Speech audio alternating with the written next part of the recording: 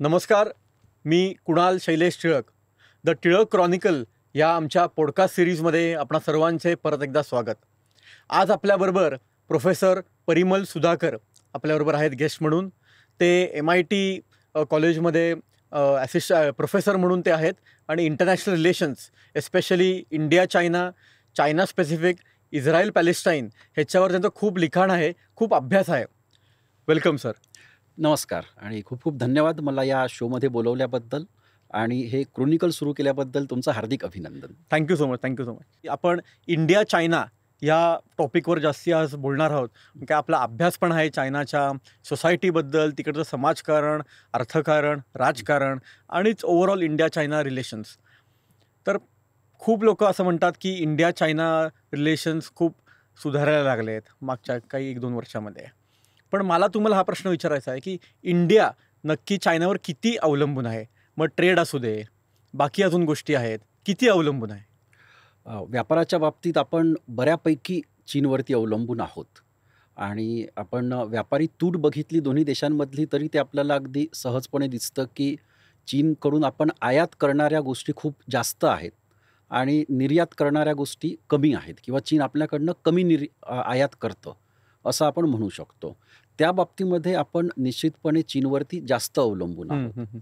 तर यात असं आहे की म्हणजे चीनकडून आपण जर या वस्तू आयात केल्या नाहीत, तर काही बाबतीमध्ये आपण त्या दुसऱ्या देशांकडनं आयात करू शकतो, पण मग त्या महाग पडतील आणि त्याचा एकूणच परिणाम आपल्या अर्थव्यवस्थेवरती होईल. बरोबर. त्यामुळे आपल्याला आत्ता चीनकडनं या वस्तू आयात करण्याशिवाय दुसरा अगदी तात्काळ असा दुसरा पर्याय आपल्याकडे नाही आहे.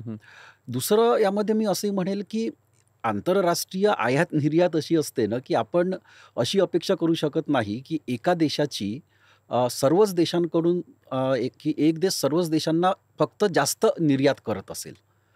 काही देशांसोबत त्याची निर्यात जास्त असेल आणि काही देशांकडून त्याची आयात जास्त असेल. बरोबर.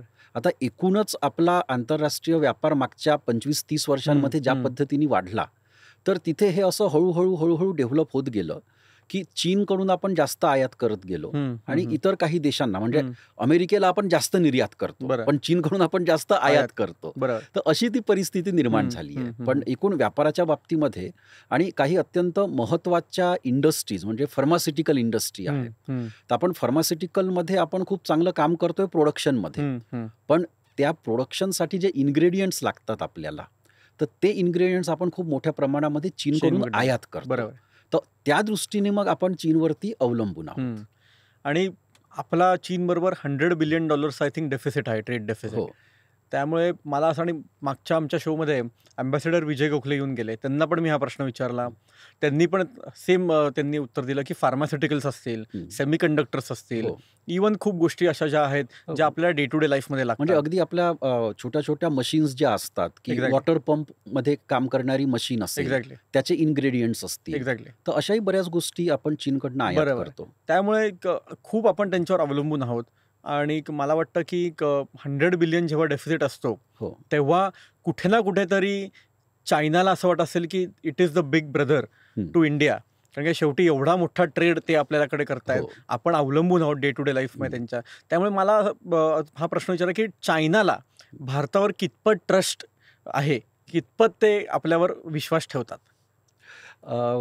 खरं सांगायचं तर चीन कोणावरच विश्वास ठेवत नाही आणि त्यांचं एकूणच धोरण असं आहे की कोणावरती फार अवलंबून राहू नये आणि कोणावरतीच फारसा विश्वास ठेवू नये. एकूणच आपण मागच्या 75-80 वर्षामधला चीनचा आंतरराष्ट्रीय राजकारणातला प्रवास जर बघितला, तर याचा अनुभव सर्वच देशांनी घेतलेला आहे की चीन फार विश्वास कोणावरच ठेवत नाही. आणि भारता संदर्भात जर बोलायचं झालं तर चीन भारताच्या बाबतीमध्ये एका बाबतीमध्ये कम्फर्टेबल या बाबतीत आहे की त्याला असं वाटतं की तो भारतापेक्षा खूप पुढे निघून गेला आहे आणि त्याच्यामुळे तसा तो भारताच्या बाबतीमध्ये कम्फर्टेबल आहे. पण त्याचा भारतावरती विश्वास या बाबतीत नाही की जगातल्या ज्या इतर शक्ती आहेत, मोठे देश आहेत, त्यांच्यासोबत भारताचं कोऑर्डिनेशन हे चीनपेक्षा जास्त चांगलं असू शकतं. याची चीनला नेहमीच धास्ती असते आणि त्या बाबतीमध्ये तो साशंक असतो की बाकी देशांसोबत मिळून चीनची प्रगती थांबवण्यासाठी भारत काही करतोय का. आणि त्यामुळे तो भारतावरती विश्वास ठेवण्यासाठी तयार नसतो. कारण की आपण जेव्हा चीनवर विश्वास ठेवलेला आहे तेव्हा त्यांनी विश्वासघात केला असं आपल्याला खूप वेळेला समजलेलं आहे. मग सिक्कीमचा विषय असेल, त्यानंतर आपल्याला जेव्हा अक्साई चीनचा विषय असेल, असे खूप बॉर्डर इश्यूज आहेत, खूप ट्रेड इश्यूज होते आपल्या आधीच्या काळामध्ये. त्याचबरोबर आपण चायनाला रिकग्निशन जेव्हा दिलं 1949मध्ये चायना जेव्हा स्वतंत्र झाला तेव्हा कम्युनिस्ट पार्टी आली, तेव्हा इंडियाने सर्वात पहिले पुढे जाऊन सांगितलं की आम्ही चायनाला रिकग्नाइज करायला रेडी आहोत, असं पण आपण सांगितलं. त्यानंतर आपल्याला लगेच दिसतं की खूप मोठे कॉन्फ्लिक्ट झाले इंडिया चायनामध्ये. त्यामुळे आपण जेव्हा केव्हा विश्वास ठेवत गेलो तेव्हा आपल्याला विश्वासघात झाला असं दिसतोय. आज जेव्हा पंतप्रधान नरेंद्र मोदी तियानजिनमध्ये शी जिनपिंग बरोबर शेकहँड करतानाचा फोटो जो सगळ्या जगभर व्हायरल झाला, ट्रम्पला तर खूप धास्ती त्याची बसली असं म्हणतात लोक, तेव्हा भारत आता ट्रस्ट करायला लागलाय का चायनाला परत, का कुठेतरी एक कॉशियस अप्रोच आपण घेतोय की बाबा वेट अँड वॉच अप्रोच घेतोय किंवा बघू काय करतायत. आता ट्रम्प आपल्यावर ट्रेड बॅरियर्स टाकतोय, तर चायनाच्या जवळ जाण्याचा आपण प्रयत्न करतोय का, असं काही आहे का? नक्कीच.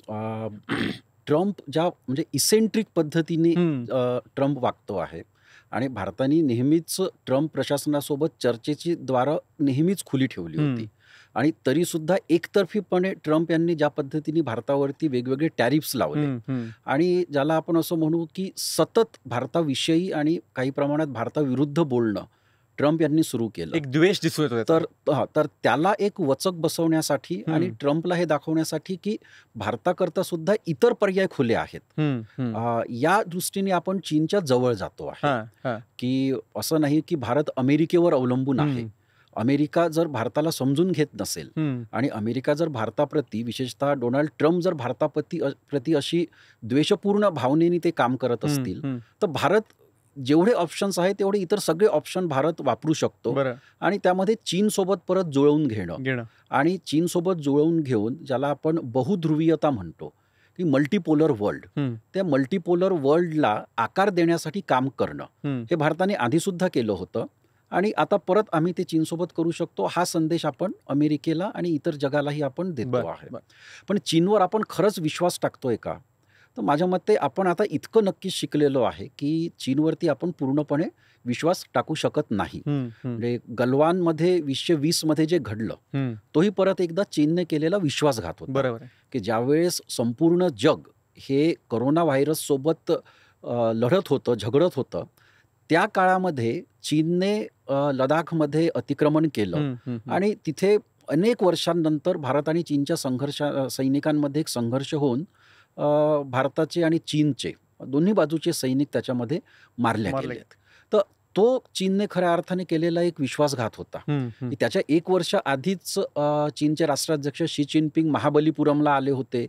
नरेंद्र मोदींसोबत त्यांची चर्चा घडली होती आणि एकूण असं दिसत होतं की दोन्ही देशांचे संबंध अधिक सुधारत जातील आणि त्यानंतर अचानक अशी एक आगळीक चीनने त्यावेळेस केली होती. त्यानंतर मग भारताने हीच भूमिका घेतली होती की जोपर्यंत चीन अशा प्रकारच्या आगळीक प्रत्यक्ष नियंत्रण रेषेवरती बंद करत नाही तोपर्यंत चीनसोबत आपण इतर क्षेत्रांमध्ये फारसे संबंध सुधारायला नकोत. बरोबर. पण आता एकूणच जागतिक राजकारणातली परिस्थिती बदलली आहे आणि जागतिक राजकारणाच्या वेगळ्या परिस्थितीनुसार आता भारताला सुद्धा चीनविषयी वेगळा विचार करावा लागतोय. पण तो विचार करताना आता ही सगळी आधीची पार्श्वभूमी आपल्याला नक्कीच माहिती आहे, ती सरकारला सुद्धा माहिती आहे आणि त्यामुळे एकीकडे डिप्लोमॅटिकली चीनच्या जवळ जायचं, चीनसोबत चांगले संबंध प्रस्थापित करायचे, त्यातनं डोनाल्ड ट्रम्प प्रशासनाला एक इशारा द्यायचा, मात्र त्याच वेळेस प्रत्यक्ष नियंत्रण रेषेवरती गाफील नाही राहायचं. माझ्या मते हीच आता सरकारची रणनीती असणार आहे. बरं.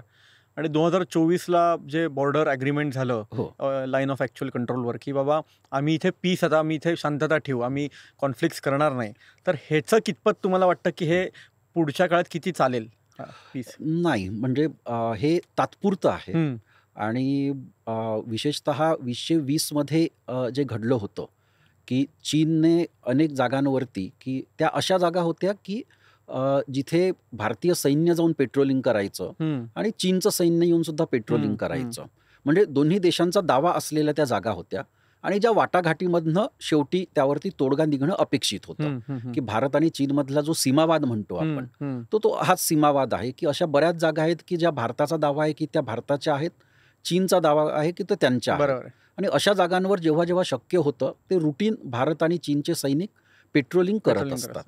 2020 मध्ये चीनने अशा जागांवरती आपल्या चौकी प्रस्थापित केल्या आणि भारताला मग तिथे पेट्रोलिंग करणं शक्य झालं नाही. बरोबर. तर 2024चं जे ॲग्रीमेंट आहे त्याच्या आधी सुद्धा दोन्ही देशांच्या लष्करी अधिकाऱ्यांमध्ये चर्चा घडल्या होत्या आणि त्याच्यानुसार मग हळूहळू 2020ची जी स्थिती होती ती स्थिती पूर्वपदावरती, म्हणजे 2020ला जी स्थिती होती तो स्टेटस को प्रस्थापित करण्याकरिता दोन्ही देश हळूहळू त्याला मान्यता देत होते. तर त्या दृष्टीने ते ॲग्रीमेंट महत्त्वाचं होतं. मात्र भारत आणि चीन दरम्यान सीमेसंदर्भामध्ये इतरही काही ॲग्रीमेंट्स आधी झालेले होते आणि ते ॲग्रीमेंट्स होऊन सुद्धा दोन्ही देशांमधला वाद तर सुटला नव्हताच, पण असे सशस्त्र नाही पण संघर्ष घडत होते की दोन्ही देशांचे सैनिक एकमेकांसमोर येऊन उभे ठाकलेत, त्यांनी कॅम्प्स तिथे टाकलेत आणि त्यांच्यामध्ये हातापाई होत आहे. अशा प्रकारचे प्रसंग हे सतत घडत होते. विशेषतः 2011-12 पासनं असे प्रसंग घडण्याची तीव्रता वाढली होती. ते माझ्या मते इथून पुढे सुद्धा ते घडत राहणार. म्हणजे त्याला 2 कारणं आहेत. एक तर दोन्ही देशांनी बॉर्डरच्या भागामध्ये, सीमा भागांमध्ये त्यांचं इन्फ्रास्ट्रक्चर हे आता मजबूत केलेलं आहे. त्यामुळे दोन्ही देशांच्या सैन्याला या भागांमध्ये पोहोचणं आणि जास्त काळ तिथे पेट्रोलिंग करणं शक्य आहे. त्यामुळे ते एकमेकांसमोर येणं याची फ्रिक्वेन्सी जी आहे ती आता वाढत जाणार आहे. ती 2011-12 पासूनच वाढते आहे, ती अजून पुढे पण वाढत जाणार. आणि दुसरं असं की चीनचं आता स्वतः त्यांची मानसिकता अशी झालेली आहे की त्यांचे जे सीमावाद होते ते सीमावाद त्यांनी भारत आणि भूतान या 2 देशांसोबतचे सीमावाद सोडल्यास बाकी सगळे सीमावाद त्यांनी मिटवलेले आहेत. आणि हे 2 सीमावाद मिटवून त्यांचा मुख्य त्यांचे जे प्रश्न आहेत, विशेषतः तैवानचा प्रश्न आहे आणि south China sea, east China sea मधले काही बेटं आहेत, आयलँड्स आहेत, फिलिपिन्स बरोबरची बेटं आहेत, जपान सोबतची आहेत, त्याच्यावरती त्यांना मुख्यतः लक्ष त्यांना केंद्रित करायचं आहे. आणि त्याच्या आधी हे सीमावाद जर मिटवता आलेत या ना त्या मार्गाने, तर त्यासाठी त्यांची आक्रमकता ही कमी होणार नाही, ती आक्रमकता वाढत जाणार आहे असं माझं मत आहे. अच्छा, इंटरेस्टिंग, व्हेरी इंटरेस्टिंग. म्हणजे आपण असं म्हणू शकतो की बाबा अरुणाचल प्रदेश असेल किंवा बाबा सिक्कीम असेल आणि इवन भूतानचा तुम्ही आत्ता वर्णन केलं. भूतान असा प्रदेश आहे जिथे आत्ता आपण 2 ट्रेन लाईन्स आत्ता प्रपोज केलेल्या आहेत भारतातून. त्याला चायनाला कसं आपण टॅकल करायचा प्रयत्न करतो त्या ट्रेन लाईन्स थ्रू. भूतानला आपण जवळ आणण्याचा प्रयत्न करतोय. भूतानचे राजा मला वाटतं 2024 साली 2दा पंतप्रधान नरेंद्र मोदींना डायरेक्ट भेटून गेलेले आहेत. ह्याचा इम्पॅक्ट काय? भूतान एवढ्या जवळ यायचा का प्रयत्न करते भारताबरोबर? चीनचा बॉर्डर कॉन्फ्लिक्ट आहे म्हणून का त्यांना आता असं वाटतं की भारताबरोबर आपण जवळ गेलो तर आपण एक चांगला ट्रेड तिथे बनवू शकू, भारताची मदत घेऊ शकू आणि एस्पेशली एक जो रोड लिंक जो आहे भूतानला, जो ऑल वेदर रोड जो लागतो तो मला वाटतं की वेस्ट बेंगॉल दार्जिलिंगवरनं तो परत भूतानमध्ये असा जातो सिक्कीम मार्गे.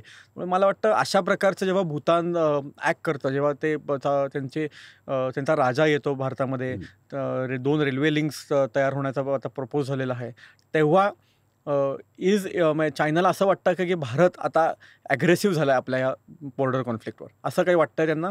भूतान भारताचा हा म्हणजे त्याला आपण परंपरागत मित्र म्हणू, तो परंपरागत मित्र आहे. आणि 1950 मध्ये भारत भूतान जी मैत्री करार झाला होता, पुढे 2007 मध्ये तो परत नव्या पद्धतीने करण्यात आला आणि त्याच्याद्वारे भारताने नेहमीच हे बघितलेलं आहे की भूतान हा भारताच्या सर्वात जवळ असेल. चीन या सर्व काळामध्ये हा प्रयत्न करत आलेला आहे की भूतान हा भारतापासून दूर जावा आणि चीनसोबतही त्यांनी भारताप्रमाणे चांगले संबंध प्रस्थापित करावे. पण भूतानसाठी तुम्ही म्हणालात तसं की भूतान लँडलॉक्ड कंट्री आहे की त्याला समुद्र किनारा नाही आणि त्यामुळे इतर देशांसोबत व्यापार करायचा असेल भूतानला तर भारतातले मार्गच त्यांना भारताद्वारेच त्यांचा व्यापार होऊ शकतो. ते भूतानचं भारतावरचं एक मोठं अवलंबित्व आहे. चीनची सीमा सुद्धा भूतानला लागून आहे, पण चीन वाटे जर जगासोबत भूतानला जर व्यापार करायचा झाला तर ते फारच कठीण आहे. खूप कारण माउंटेनियस रिजन आहे, म्हणजे भूतान आणि चीनमधली सीमा प्रचंड माउंटेनियस आहे आणि परत म्हणजे चीनमध्ये जाऊन तिथून समुद्र किनारा गाठणं हे परत खूप हजारो किलोमीटरचा तो प्रवास आहे. त्यामुळे भूतानकडे तो पर्याय नाहीये. चीन प्रचंड प्रयत्न करतोय की या ना त्या मार्गाने भूतानने चीनसोबत जास्त चांगले संबंध प्रस्थापित करावेत आणि भारत त्याला रोखून धरण्याचा प्रयत्न करतोय.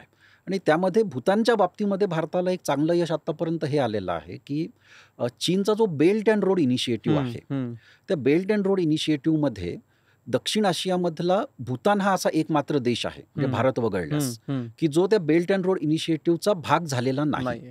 आणि चीनची ती सल आहे की इतर देश भाग झालेत पण भूतान अजून होऊ शकलेला नाही.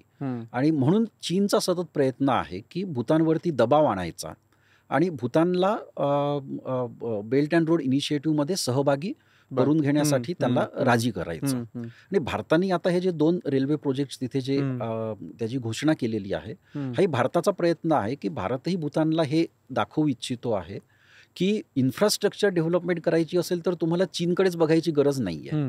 भारताच्या मदतीने सुद्धा ती इन्फ्रास्ट्रक्चर डेव्हलपमेंट होऊ शकते आणि भारत आणि भूतानच्या दरम्यान जी कनेक्टिव्हिटी आहे ती आपण आणखी बळकट करू शकतो.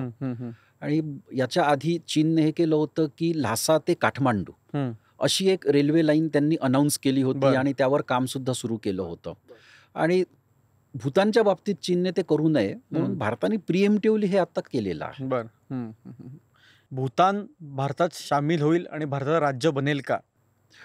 मला वाटत नाही की भूतान भारताचा अविभाज्य भाग होईल. खूप लोकांचं ट्विटरवर चॅटर चालू आहे की Bhutan wants to become a state of India. मला असं वाटत नाही की इतक्या लवकर ते शक्य होईल किंवा भारताला सुद्धा तसं काही करवून घ्यायचं आहे असं मला वाटत नाही. भूतान मध्ये आता एक नियंत्रित लोकशाही आहे, मर्यादित लोकशाही आहे आणि तिथे जे राजकीय पक्ष आहेत आणि राजकीय नेते आहेत त्यांच्यामध्ये सुद्धा याच्यावरती एकमत होईल असं वाटत नाही. म्हणजे सिक्कीमचा भारतात ज्यावेळेस विलय झाला होता त्यावेळेस सिक्कीम मधली परिस्थिती वेगळी होती. तिथे पूर्ण राजेशाही होती आणि त्यामुळे त्याच्या अंतर्गत त्यांचा भारतामध्ये विलय होणं हे तुलनेने जास्त सोपं होतं. पण आता तसं होईल अशी शक्यता मला कमी वाटते आहे. आणि भारताचे पण तसं काय हे नाही, भारताचे तसे इंटेन्शन्स भारताचे कधीच नव्हते. कारण की अग्रेसर भारताला व्हायचं नाही, अग्रेसर भारत नाहीच आहे. आणि म्हणजे भारतासाठी हे नेहमीच चांगलं आहे की भूतान एक शेजारी देश आणि एक मित्र देश आणि मित्र देश म्हणून आंतरराष्ट्रीय राजकारणामध्ये, जागतिक राजकारणामध्ये तो सदैव भारताची पाठराखण करतो. बरोबर, हे भारतासाठी जास्त चांगलं आहे. बरोबर. तुम्ही आता म्हटलात की 2011-12 पासून चायनाने थोडंसं बॉर्डर कॉन्फ्लिक्ट्स अग्रेसिव्ह करायला चालू केले आहेत, वाढलेले आहेत भारत आणि चायनामधले बॉर्डर कॉन्फ्लिक्ट्स. 2012ला शी जिनपिंग जेव्हा तिथे स्टँडिंग कमिटीमध्ये आले आणि आय थिंक तेव्हा ते पॉलिट ब्युरो मेंबर झाले आणि basically it paved the road for him to become the numero uno in China politics, in Chinese हे इन द कंट्री बेसिकली. तर शी जिनपिंग 2012 साली आल्यानंतर हे झालेलं आहे का त्याच्या आधीपासून पण होत होतं? आणि शी जिनपिंग हे आल्यानंतर चायनाच्या राजकारणात काय बदल घडलेले आहेत? शी जिनपिंग पॉलिट ब्युरोमध्ये ते आधीच होते. 2012मध्ये ते कम्युनिस्ट पार्टी ऑफ चायनाचे महासचिव झाले, सेक्रेटरी जनरल झालेत आणि 2013मध्ये मग ते चीनचे राष्ट्राध्यक्ष झाले. आता चीनमध्ये राष्ट्राध्यक्ष पदापेक्षा कम्युनिस्ट पार्टीचा महासचिव हे पद जास्त मोठं असतं. ते पद एकाच व्यक्तीकडे असतं, पण हायरार्कीमध्ये कम्युनिस्ट पार्टी ऑफ चायनाचा महासचिव हा जास्त मोठा असतो. आणि त्यामुळेच 2012मध्ये जसं ते महासचिव झालेत, सत्तेची सूत्र त्यांच्या हातामध्ये यायला लागली.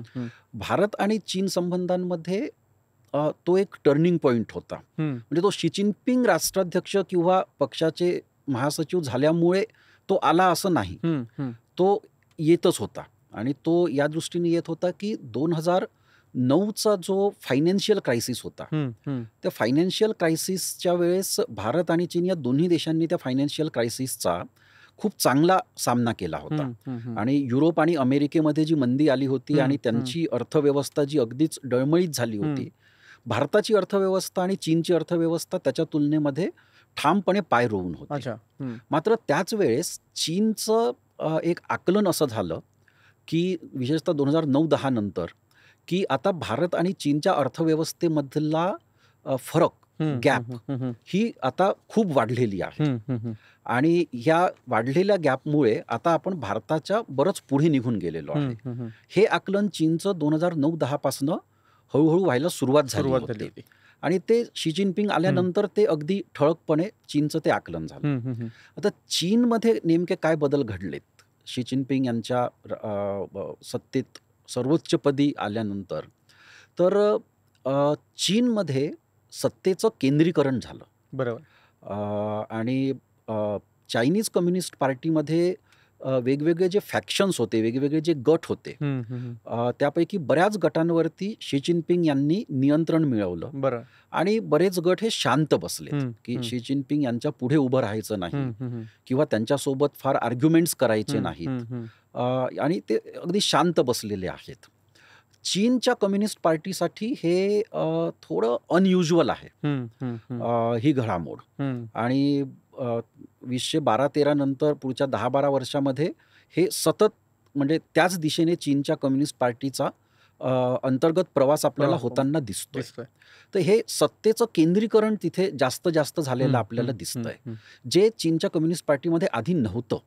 आणि हा जो बदल आहे, हा बदल चीनच्या कम्युनिस्ट पार्टीला आणि चीनला नेमका पुढे कुठे घेऊन जाणार हे आत्ताच आपल्याला नीट सांगता येणार नाही. कारण हे असं आधी चीनमध्ये घडलेलं नाही. कारण काय राष्ट्राध्यक्षाचे लिमिट्स पण शी जिनपिंगनी काढून त्यांनी काढून टाकले. म्हणजे आधी ती नव्हती, मग त्यानंतर ती आणण्यात आली. आणि मधले जे 2 राष्ट्राध्यक्ष होते, झियांग जेमिन आणि हु जिनताओ, त्या दोघांनी ते फॉलो केलं की 2 टर्म झाल्यानंतर ते पायउतार झालेत आणि नवे राष्ट्राध्यक्ष बनलेत. हे शी जिनपिंग यांनी सुद्धा हे काढून टाकलं. तर हे बरंच सत्तेच्या केंद्रीकरणाचाच हा भाग झाला. आणि यामुळे म्हणजे एक विश्लेषण आहे की चीनच्या कम्युनिस्ट पार्टीमध्ये अंतर्गत जी लोकशाही होती, ती लोकशाही आज कितपत टिकलेली आहे. आणि त्यांचे अंतर्गत वादविवाद, विविध धोरणांवरच्या चर्चा या खरोखर कितपत आज होत आहेत की फक्त वरनं पॉलिट ब्युरोकडनं निर्देश जात आहेत आणि त्यांची अंमलबजावणी होते आहे. आणि तसं जर होत असेल तर ते चीनसाठी फार चांगलं नाही. चायनाला नेशन स्टेट म्हणतात. तर नेशन आणि स्टेट असे 2 वेगवेगळे मी म्हणून की आपल्याला कन्सेप्ट्स आहेत असं म्हणू शकतो. तर चायनामध्ये प्रेसिडेंट पण आहे, चायनामध्ये प्रीमियर पण आहे, चायनामध्ये व्हाईस प्रेसिडेंट पण आहे, प्लस चायनामध्ये कम्युनिस्ट पार्टीचा जनरल सेक्रेटरी आणि सेंट्रल मिलिटरी कमिशनचा चेअरमन हे पण आहे. तर मग चायनामध्ये नेशन स्टेट हे 2 एकत्र कसे काम करतात आणि भारतापासून कसं डिफरंट आहे, कम्प्लिटली डिफरंट आहे, खूपच वेगळं. नेशन स्टेट एकत्र कसंपणे काम करतात, गव्हर्नमेंट वर्किंग कसं होतं त्यांचं. म्हणजे त्याच्यासाठी आपल्याला चीनच्या कम्युनिस्ट पार्टीला समजून घेतलं पाहिजे की 1949 नंतर तिथे ज्या प्रकारची राज्यसंस्था तयार झाली, त्या राज्यसंस्थेमध्ये चीनची कम्युनिस्ट पार्टी ही केंद्रस्थानी होती आणि चीनची कम्युनिस्ट पार्टी ही सर्वोच्च स्थानी सुद्धा होती. बरोबर. आणि त्याच्या अंतर्गत मग चीनमधल्या बाकी संस्था, ज्याला इन्स्टिट्यूशन्स आपण म्हणू, त्या इन्स्टिट्यूशन्स तयार होत गेल्या. बरोबर. तर एकीकडे ज्याला आपण भारताचा जर विचार करायचा झाला तर ज्याला आपण एक्झिक्युटिव्ह आणि लेजिस्लेचर म्हणू, तर कार्यपालिका आणि विधिमंडळ. तर हे कार्यपालिका आणि विधिमंडळ म्हटलं तर चीनमध्ये सुद्धा आहे की चीनचं सरकार हे त्याची कार्यपालिका आहे आणि नॅशनल पीपल्स असेंब्ली ही चीनची संसद आहे असं आपण म्हणू शकतो. मात्र या सर्वांच्या वरती शेवटी चीनची कम्युनिस्ट पार्टी आहे. बरोबर. आणि सरकारमध्ये कोण असेल आणि नॅशनल पीपल्स असेंब्लीमध्ये कोण असेल हे चीनची कम्युनिस्ट पार्टी ठरवते. ते ज्यांना नॉमिनेट करतात, म्हणजे कधी कधी त्यांच्यामध्ये अंतर्गत निवडणुका होतातही, पण शेवटी त्या पार्टीच्या आतमधल्या निवडणुका किंवा वेगवेगळ्या गटांनी केलेले दावे आणि त्याच्यानुसार लोकांचे नॉमिनेशन्स होतात. आणि त्यानुसार मग तिथलं सरकार चालतं आणि तिथलं विधिमंडळ चालतं. त्यामुळे चीनच्या कम्युनिस्ट पार्टीला ते असं म्हणतात स्वतः की चीनची कम्युनिस्ट पार्टी ही चीनच्या म्हणजे चीन ज्याला आपण जर नेशन म्हटलं तर त्या नेशनमधून वाहणाऱ्या त्या रक्तवाहिन्या म्हणजे चीनची कम्युनिस्ट पार्टी आहे. आणि मग बाकीचे जे अवयव आहेत ते स्टेटचे अवयव आहेत. प्रीमियर वगैरे, ते मग प्रीमियर, राष्ट्राध्यक्ष, उपराष्ट्राध्यक्ष, हां. हे सगळे जे आहेत ते बाकीचे मग हं, तुमच्या शरीराचे अवयव हं. असतात, त्या प्रकारचे ते अवयव आहेत. हं, हं, हं. पण ते सगळे तुमच्या रक्तवाहिन्यांना, धमन्यांना ते जोडलेले आहेत. बरोबर आहे. या पद्धतीने त्यांचा एकूण कारभार तिथे चालतो. आणि म्हणजे जे लिटरली रेड आयडिओलॉजी ज्याला आपण म्हणतो, रक्तवाहिन्या हो. ज्या त्या त्या त्या त्या याच्यात आपण ते बघू बघू शकतो. शकतो. येस. की म्हणजे कोणतीही इन्स्टिट्यूशन असेल, कोणतीही संस्था असेल, हं, हं, त्याला पॅरलल एक कम्युनिस्ट पार्टीचं केंद्र तिथे असतं हं, हं. आणि ते सर्व बाबींवरती तिथे लक्ष ठेवून हं, असतं. हं, हं, हं. म्हणजे साधं जर उदाहरण द्यायचं झालं की ऑल इंडिया रेडिओसारखं जर चायनाचं ऑल चायना रेडिओ सेंटर जर आपण घेतलं, हं, हं, हं. तर ते तर ब्युरोक्रॅट्स असतील, नोकरी करणारे लोक असतील. चालवणार बेसिकली. हां, पण त्याच्यामध्ये एक कम्युनिस्ट पार्टीची एक शाखा असेल बरोबर आहे. आणि ती मग तिथल्या एकूण सर्व वातावरणावरती, तिथल्या धोरणांवरती, तिथल्या कार्यपद्धतीवरती ती लक्ष ठेवून असेल. कंटेंट काय बाहेर पडतं कंटेंट त्यातनं. काय बाहेर पडतं त्यावरती ती लक्ष ठेवून हं, असेल हं. आणि एकूण पॉलिट ब्युरो किंवा त्यांच्या सरकारकडनं येणारे जे निर्देश असतील, हं, हं. त्यांची नीट अंमलबजावणी होते आहे की नाही, हं, हं, हे हं. बघायचं काम त्या कम्युनिस्ट पार्टीच्या सेंटरचं, शाखेचं असेल. अच्छा. आणि चायनामधली मला एक खूप इंटरेस्टिंग बाब ही पण जाणवली, की प्रत्येक त्यांचा जो राष्ट्रीय अध्यक्ष आहे किंवा जो general secretary of the communist party आहे, आता शी जिनपिंग आहेत, मग आय थिंक हू जिंता होते, हो. मग डेन शाओपिंग होते. ह्यांची एक आयडिओलॉजीचं पण एक रीडिंग मटेरियल हो. ते कंपल्सरी करतात त्यांच्या पार्टी वर्कर्सला, हो. गव्हर्नमेंटच्या लोकांना, शाळांमध्ये, अगदी. की प्रत्येक राष्ट्राची जी एक आयडिओलॉजी आहे ते सिलेबसमध्ये, करिक्युलममध्ये हे कंपल्सरी करतात.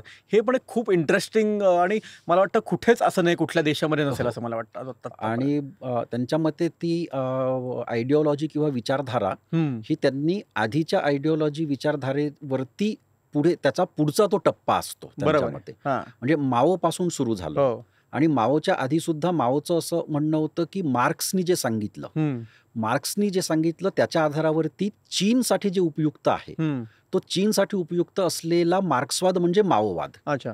असा त्यांनी माओची थेअरी, हा माओवाद हा त्यांनी मार्क्सचं चीनसाठीचं इंटरप्रिटेशन हं, म्हणून हं, त्यांनी माओवाद हं. आणला. त्याच्यानंतर मग तंग शिओपिंग जे होते, ज्यांना आपण डेंग शिओपिंग म्हणतो, तर त्यांनी मग की माओ हा त्याच्या काळाकरता उपयुक्त होता. हं, हं, पण हं. आता नव्या काळाकरता 1980 पासूनच्या दशकाच्या पुढे चीनला कशा प्रकारची धोरणे हवी, चीनला कशा प्रकारची विचारधारा हवी, याकरिता त्यांनी जे विचार दिले ते मग तंग शिओपिंग थॉट्स म्हणून ते पुढे आले. बरोबर आहे. त्याच्यानंतर मग झियांग झेमिन राष्ट्राध्यक्ष झाले, तर त्यांनी मग झियांग झेमिन यांनी 3 रिप्रेझेंटेटिव्हज म्हणून एक थेअरी आणली अच्छा. आणि ती त्यांनी सगळीकडे ती लागू करण्याचा प्रयत्न प्रयत्न केला. हं. हू शिंताओ यांनी तेच केलं आणि शी जिनपिंग सुद्धा आता तेच करत आहेत. हं, हं, हं. तर हा त्यांचा एक एकूणच धोरणांना, हं. कायद्यांना आणि धोरणांना एक विचारधारेचा एक मुलामा देण्याचा हा प्रयत्न असतो बरोबर. आणि त्या विचारधारेनुसार सर्व काही ठरलं पाहिजे हं, हं, आणि त्याची अंमलबजावणी झाली पाहिजे. हं, हं. याकरिता हे म्हणजे एक प्रथा आपण म्हणू की चीनमध्ये अशी तयार झालेली आहे की जो सर्वोच्चपदी आहे त्यांनी स्वतःची एक थेअरी मांडली पाहिजे आणि ती थेअरी ही आधीच्या थेअरीच्या पुढचा टप्पा तो ठरला पाहिजे आणि त्या दृष्टीने मग शी जिनपिंग यांनी सुद्धा स्वतःची थेअरी मांडलेली बरोबर. आहे हं. आणि त्यामध्ये बेल्ट अँड रोड इनिशिएटिव्हला त्यांनी केंद्रस्थानी ठेवलं. केंद्रस्थानी ठेवलं. हं. त्यामुळे बेल्ट अँड रोड इनिशिएटिव्ह आज चीनमध्ये सगळीकडे शिकवला जातो. बरोबर. चीनमधल्या सगळ्या इन्स्टिट्यूशन्स या मागच्या 10 वर्षांमध्ये हं. त्यांचं रिओरिएंटेशन झालेलं आहे की त्या बेल्ट अँड रोड इनिशिएटिव्हमध्ये कुठे फिट बसतात. अच्छा. म्हणजे एखाद्या शहराचं म्युनिसिपल कॉर्पोरेशन असेल, हं. तर त्या म्युनिसिपल कॉर्पोरेशनची धोरणे ही चीनच्या बेल्ट अँड रोड इनिशिएटिव्हमध्ये कुठे फिट बसतात, हे तयार करण्याचं काम त्या कॉर्पोरेशनचं झालं बरं. आणि त्याच्यानुसार त्यांनी स्वतःला मग त्याच्यामध्ये फिट करावं. शाळा आहे, कॉलेजेस हं, आहेत, हं, बाकी हं, सर्व हं, हं. इन्स्टिट्यूशन्स आहेत. त्यांनी प्रत्येकाने स्वतःला बेल्ट अँड रोड इनिशिएटिव्हमध्ये ते कसं सहभागी होऊ शकतात, हं, हं. त्याच्यात ते कसं कॉन्ट्रीब्यूट करू शकतात, याचे स्वतःचे पेपर्स तयार करावेत, बरं. त्याचा स्वतःचं संशोधन करावं आणि त्या दृष्टीने मग त्यांनी स्वतःचं एकूणच काम जे आहे ते रिओरिएंट करावं. रिओरिएंट करावं. तर ही माओच्या काळापासनं चालत आलेलं आलेली आहे. ही एक कार्यपद्धती आहे हं, चीनमधली, हं, जी हं. अजूनही सुरू आहे. बरं, बरं. आत्ता आपण जर का बघितलं तर ब्रिक समिटला जेव्हा मोदी आणि शी जिनपिंग यांची भेट झाली, त्यातनं काय आपल्याला भारताला त्यातनं आपल्याला काय मिळालं त्या ह्याच्यातनं, त्या समिटमधनं आणि चायनाला त्यातनं काय हवं होतं ह्याच्यावर जर का आपण थोडंसं फोकस करायला गेलो तर मला वाटतं की पुढच्या काळामध्ये जोपर्यंत ट्रम्प आहे अजून 3 वर्ष तोचपर्यंत आपण एक जवळ यायला पाहिजे का, आपणला ट्रेड कंटिन्यू राहायला पाहिजे, त्याचबरोबर बॉर्डर कॉन्फ्लिक्ट्स कमी करायला पाहिजेत, त्याचबरोबर अजून काही विषय आहेत इंडियन ओशनमधले. आत्ताच आपण जर का बघितलं तर मागच्या वर्षीपासून चायनाचे 3 रिसर्च जहाजं इंडियन ओशनमध्ये आहेत आणि रिसर्चचं कारण देऊन ते तिथे सर्वेलन्स करतात असं आपण बघितलेलं आहे. जवळजवळ भारताच्या सर्वच नेव्हीनी त्यांच्यावर सर्वेलन्स ठेवलेला आहे. असं पण म्हटलं जातं की डीप वॉटर ते अंडर वॉटर सगळं सर्वेलन्स करतायत. सबमरीन ट्रान्झिट कॉरिडोर्स ते तिथे बघतायत कशा प्रकारे करता येईल. एक नेव्हल वॉरफेअरसाठी ते रेडी होत आहेत असं पण म्हणू शकतो आपण. त्यामुळे इंडियन ओशनमध्ये पण चायना आता ॲग्रेसिव्ह होत आहे. आपल्या हिमालयाजपासून पण आपल्याला चायनाचं ॲग्रेशन दिसून येतं आहे. मग अशा प्रकारे जेव्हा मीटिंग होते तेव्हा नक्की आपण आपल्या मागण्या काय असतात, आपण मागण्या काय केल्या यावेळेला चायनाला? आत्ता ज्या कॉन्टेक्स्टमध्ये ही मीटिंग झाली त्याला अमेरिकेचं व्यापार युद्ध हा एक मोठा कॉन्टेक्स्ट होता. आणि त्यामध्ये म्हणजे भारतच नाही तर चीन, रशिया आणि बाकी सर्व देश, साऊथ आफ्रिका, या सर्व देशांची हीच मागणी होती की अमेरिकेने जे व्यापार युद्ध सुरू केलेलं आहे ते योग्य नाही आणि त्याचा ब्रिक्सच्या सर्व देशांनी एकत्रितपणे येऊन मुकाबला केला पाहिजे. पण हे आत्ताच घडलंय असं नाही. म्हणजे आधीसुद्धा ब्रिक्सचा यावरच जोर होता आणि ब्रिक्समधूनच ही संकल्पना पुढे आली की जागतिक व्यापार ज्याच्या केंद्रस्थानी डॉलर आहे, अमेरिकन डॉलर, त्या अमेरिकन डॉलरपासून जागतिक व्यापाराला दूर नेण्याची गरज आहे. बरोबर. आणि विशेषतः ब्रिक्स देशांनी आपापसामध्ये अमेरिकन डॉलरला वगळून स्वतःच्या करन्सीमध्ये व्यापार करावा. बरोबर. ही संकल्पना आधीच पुढे आली होती आणि ट्रम्प यांनी त्याची धास्ती घेतलेली. ट्रम्प यांनी त्यांच्या निवडणूक प्रचारामध्ये धमकी दिली होती की जर ब्रिक्सनी असं केलं तर ब्रिक्स देशांवरती आम्ही खूप मोठ्या प्रमाणात टॅरिफ लावू वगैरे असं. तर आता या ब्रिक्स समिटमध्ये त्या दृष्टीने आणखी या देशांच्या, सर्व देशांच्या चर्चा झाल्यात की कशा पद्धतीने आपण डॉलर्स वगळून आपण आपला आपापसातला जो व्यापार आहे तो व्यापार अधिक बळकट करू शकतो आणि तो कसा पुढे नेऊ शकतो. आता इथे ब्रिक्सचं मागच्या 2 वर्षांमध्ये एक्सपान्शन सुद्धा झालंय. म्हणजे इराण सारखा देश आता ब्रिक्समध्ये आलेला आहे ऑब्झर्विंग कंट्री म्हणून. इंडोनेशिया सारखा देश आहे. आफ्रिकन कॉन्टिनेंटचे देश हे ब्रिक्समध्ये आलेले आहेत. तर या देशांची सुद्धा पुढच्या काळामध्ये काय भूमिका असेल आणि ब्रिक्सचे जे मूळ संस्थापक सदस्य आहेत त्यांच्यासोबत त्यांचं कोऑर्डिनेशन कसं वाढणार या दृष्टीने सुद्धा तिथे चर्चा झाली. चीनच्या दृष्टीने हे ऑप्टिक फार महत्त्वाचं होतं की चीन मागच्या अनेक वर्षांपासून जे दाखवायचा प्रयत्न करत होता की चीन हे एक अल्टरनेटिव्ह पॉवर सेंटर जगातलं तयार झालेलं आहे. तर चीनच्या दृष्टीने या प्रकारचं ऑप्टिक होणं हे महत्त्वाचं होतं. आता एक लक्षात घ्या की भारताने ज्यावेळेस G20चं आयोजन केलं होतं 1923 मध्ये, त्या G20ला पुटिन आणि शी जिनपिंग दोघंही आले नव्हते. बरोबर. आणि शी जिनपिंग यांनी भारतात न येऊन भारताला ती संधी त्यांनी दिली नाही त्या प्रकारचं ऑप्टिक तयार करण्याची. बरोबर. की भारत सुद्धा एक अल्टरनेटिव्ह पॉवर सेंटर जागतिक राजकारणामधलं तयार होऊ शकतं.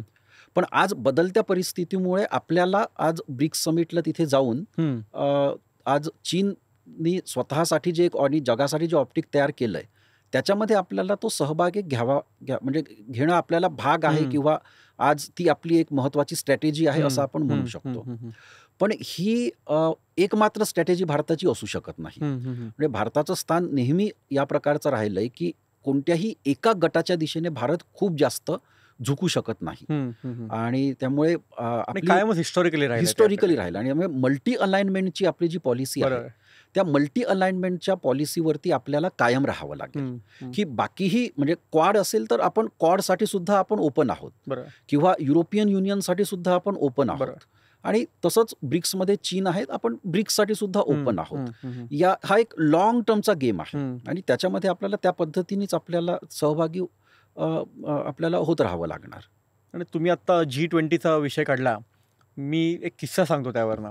मी U20 मध्ये होतो, म्हणजे Y20 मध्ये मी चेअरपर्सन होतो क्लायमेट चेंजचा. त्यामुळे जे 5 टॉपिक्स Y20 मध्ये दिले होते त्यातलं एका टॉपिकचा चेअरपर्सन मी होतो. तर आमची पहिली समिट जी होती 2023ला आय थिंक आपल्याकडे होत्या 23ला होत्या. 23 मध्ये. सो 23ला आमची पहिली समिट होती, ती लेहला होती, अच्छा. लडाखमध्ये. हा. आणि साहजिकच चायनाने त्याला विरोध केला. हा. चायना म्हटले की आम्ही लेहमध्ये असेल तर आम्ही येणार नाही. हो. त्यांनी एवढ्या लेवलवर जाऊन त्यांनी विरोध हो. केला की त्यांनी सौदी अरेबियाला पण तिथे हे केलं, हा. पितवलं. सौदी अरेबियाच्या लोकांना पण थांबवायचा प्रयत्न केला. हो. आम्ही सगळे लेहमध्ये गेलो, सगळं पूर्ण डेलिगेशन, USA आलं होतं, कॅनडा होतं, सगळे ग्लोबल नॉर्थचे सगळे टॉपचे हो. देश होते. टर्की पण आलं होतं, इंडोनेशियानी यायला नकार दिला. त्याचबरोबर पण at the same time Indonesia was the previous president of G20. म्हणजे त्यांना येणं तर भाग होतं त्याच्यात, पण त्यांनी नकार दिला. सौदी अरेबिया म्हटले की आम्ही विचार करू यायचं की नाही. त्यामुळे चीननी ह्या सर्वांना फितवलं. त्याच्याहून पुढे आमच्या मीटिंग जेव्हा चालू व्हायच्या, मी क्लायमेट चेंजची मीटिंग चेअर करतोय, आमच्यामध्ये मूट पॉईंट्स होते, कन्सेन्सस बेस्ड सगळं G20चं असतं. आम्ही जेव्हा डिस्कशन्स करतोय तेव्हा आम्हाला असं समजलं की सौदी अरेबिया आणि टर्की आणि इंडोनेशिया हे 3 मुस्लिम देश आहेत. त्यांना भारत जे प्रपोज करतोय त्या पॉईंट्सला विरोध करण्यासाठी चायनावरनं मेसेज येत होते. ती लोक काय करायची, ती टेबलवरनं उठून टॉयलेटला जायची, वॉशरूमला जायची आणि तिथे चायनीज डेलिगेट्स बरोबर बोलायची की तुम्ही अशा प्रकारे विरोध करा, हे चायनीज डेलिगेट्स त्यांना सांगायचे. आणि सौदी अरेबियाची लोक, टर्कीची लोक, इंडोनेशियाची लोक येऊन टेबलवर भारताने प्रपोज केलेलं किंवा ग्लोबल साऊथनी प्रपोज केलेलं त्याला विरोध करायचे. अशा प्रकारे डीप लेवल त्यांनी चायनाने विरोध केलेला आहे भारताला, असं जाणवलं. आणि माझा पहिला एक्सपिरियन्स होता त्याचा. तेव्हा मला कळालं की किती मोठं षडयंत्र चायना रचतं आपल्या अगेन्स्ट आणि किती मोठ्या प्रमाणात मुस्लिम देशांना ते इन्फ्लुएन्स करू शकतं. आणि मला वाटतं की जेव्हा आपण मुस्लिम देशांचा विषय करतो तेव्हा पाकिस्तानचा जर आपण मेन्शन करायलाच पाहिजे. पाकिस्तान आणि चायना ह्यांना ऑल वेदर फ्रेंड्स म्हटलं जातं. कधी काही झालं तरी चायना पाकिस्तानच्या मागे असतं, पाकिस्तान चायनाबरोबर असतं. आणि पाकिस्तानमध्ये इस्लामिक रॅडिकलायझेशन होण्याच्या मागे चायनाचा खूप मोठा हात आहे, हे असा माझा ठाम विश्वास आहे. ह्याच्याबद्दल तुम्हाला काय वाटतं? नाही, माझ्या मते चीनला इस्लामिक रॅडिकलायझेशनची धास्ती आहे. चीन इस्लामिक देशांना स्वतःच्या बाजूने वापरून घेऊ इच्छितो, पण प्रत्यक्षात चीनला स्वतःला इस्लामिक रॅडिकलायझेशनची खूप धास्ती आहे. आणि त्यांचा शिनचियांग जो प्रांत आहे तिथे मुस्लिम बहुसंख्याक आहे आणि त्या मुस्लिम बहुसंख्याकांचं रॅडिकलायझेशन होतंय असं चीनची कम्युनिस्ट पार्टी सातत्याने म्हणते आणि त्याविरुद्ध ते तिथे मोहिमा राबवतात. आणि हे शिनचियांग प्रांतातलं रॅडिकलायझेशन जे आहे, हे रॅडिकलायझेशन चीनच्या मते पश्चिम आशिया आणि दक्षिण आशियामध्ये ज्या रॅडिकल इस्लामिक संघटना आणि दहशतवादी संघटना ज्या तयार झाल्या त्याचा परिणाम हा त्यांच्या शिनचियांग प्रांतावरती सुद्धा होतो असं त्यांचं ठाम मत आहे. आणि चीनने या सर्व इस्लामिक देशांसोबत खूप चांगली मैत्री जोपासायचं एक मोठं कारण हे आहे की चीन त्यांना सतत त्यांना आपल्या सोबत ठेवू इच्छितो 2 कारणांसाठी. एक की त्यांच्यावरती सतत एक दबाव ठेवायचा की त्यांच्या देशातनं त्यांच्या चीनच्या शिनचियांग प्रांतामध्ये कुठल्याही प्रकारची गडबडी होणार नाही किंवा त्यांच्या देशातनं शिनचियांग प्रांतामध्ये ज्या संघटना सक्रिय आहेत त्यांना कुठल्याही प्रकारची मदत जाणार नाही. या दृष्टीने सतत प्रयत्न करत राहायचे आणि त्यातनं तिथल्या शिनचियांगच्या रॅडिकलायझेशनवरती नियंत्रण ठेवायचं. 2 की शिनचियांगमध्ये चीनने स्वतः प्रचंड प्रमाणामध्ये सेक्युलर पॉलिसीज त्यांनी तिथे इम्प्लिमेंट करायचा प्रयत्न केला. म्हणजे खूप मोठ्या संख्येने त्यांनी तिथे मुस्लिमांचे शिबिरं लावणं, त्या शिबिरांमध्ये ज्याला ते रिएज्युकेशन म्हणतात की चीनी एज्युकेशन त्यांना देणं. चीनी एज्युकेशन म्हणजे बेसिकली कम्युनिस्ट पार्टीचं एज्युकेशन त्यांना देणं.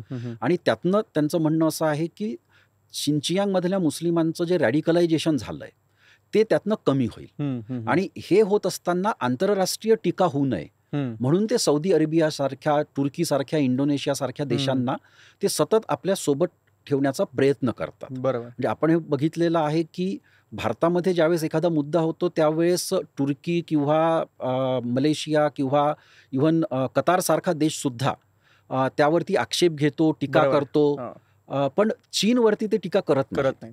तर ही डिप्लोमॅसीची जी बाजू आहे ही चीननी अत्यंत उत्तम पद्धतीने सांभाळलेली आहे की ते इस्लामिक देशांना चीन स्वतः जे करतो आहे त्याच्या विरुद्ध ते कधीही काही बोलू बरोबर, देत नाहीत बरोबर.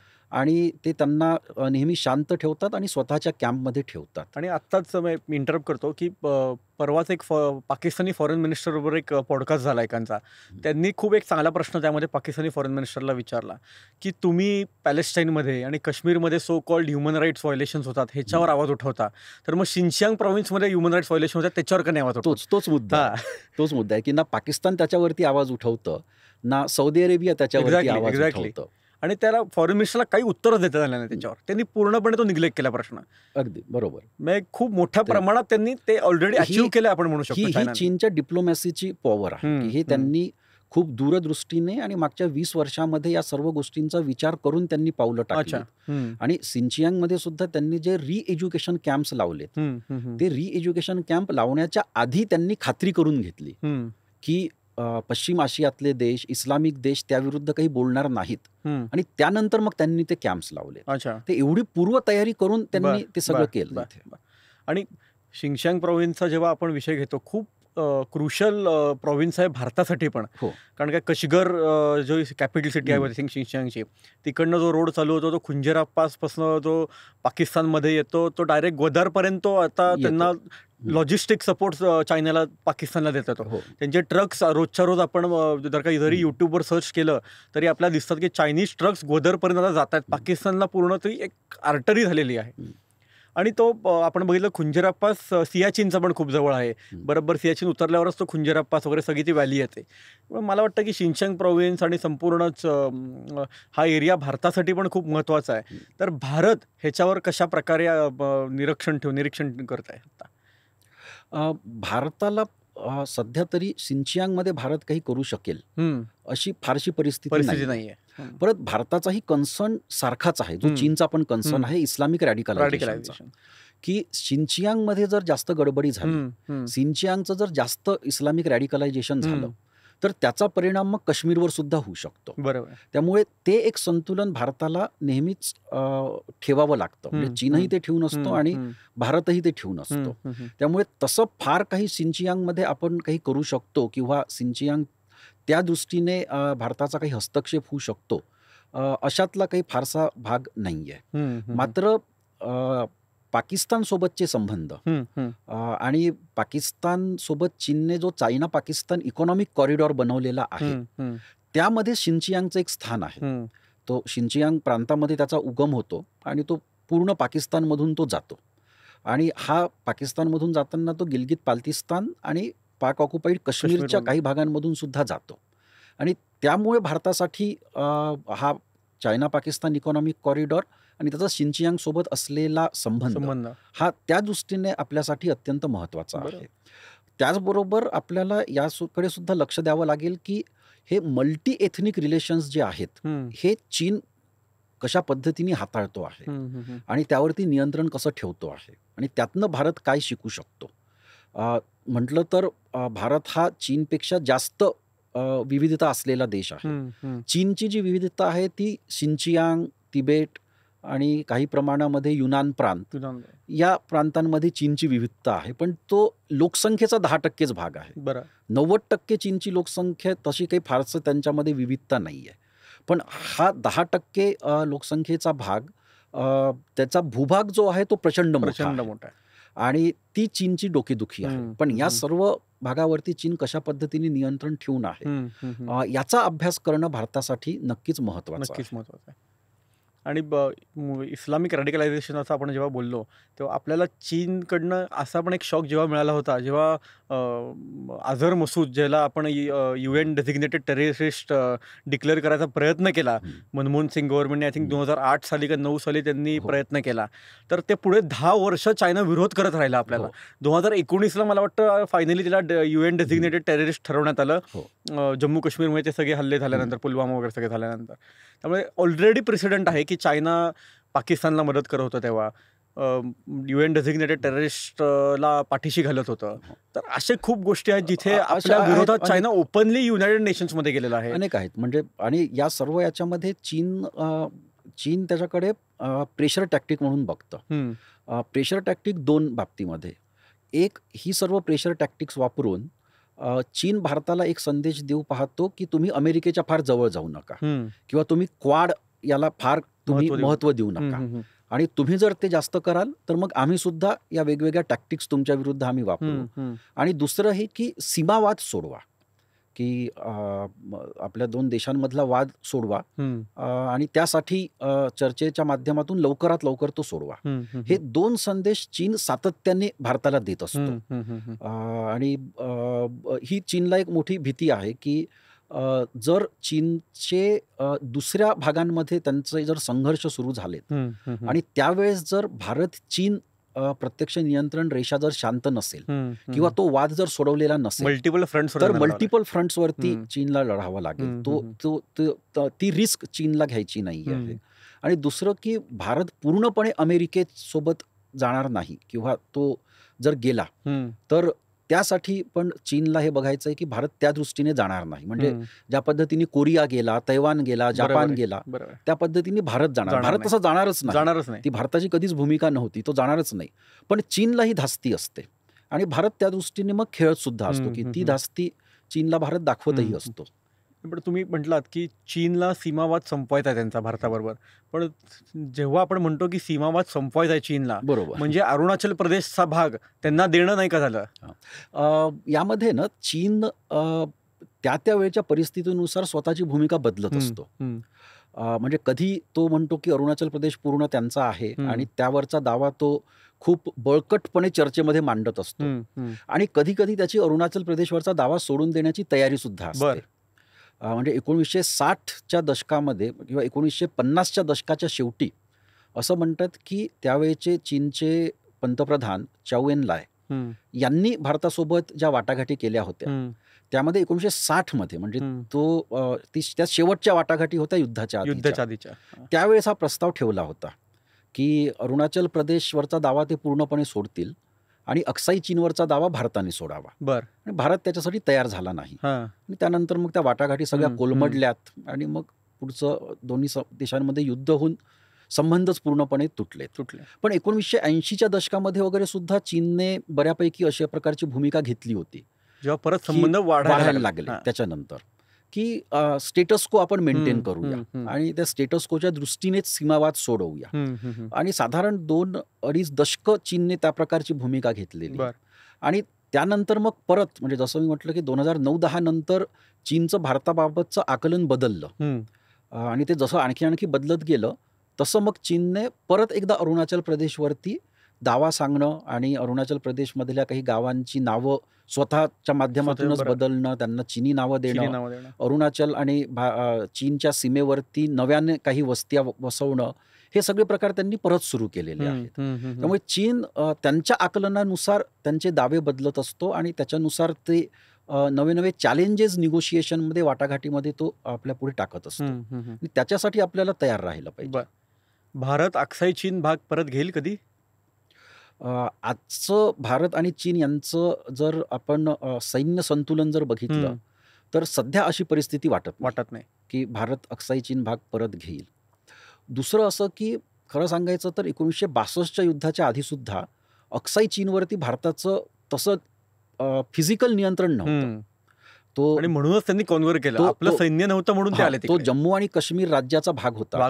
पण त्या काळामध्ये जम्मू आणि काश्मीर राज्यच एवढं वीक झालेलं होतं की त्यांनी बऱ्यापैकी त्यांचा एक कंट्रोल चीनने स्वतःचा बसवला होता.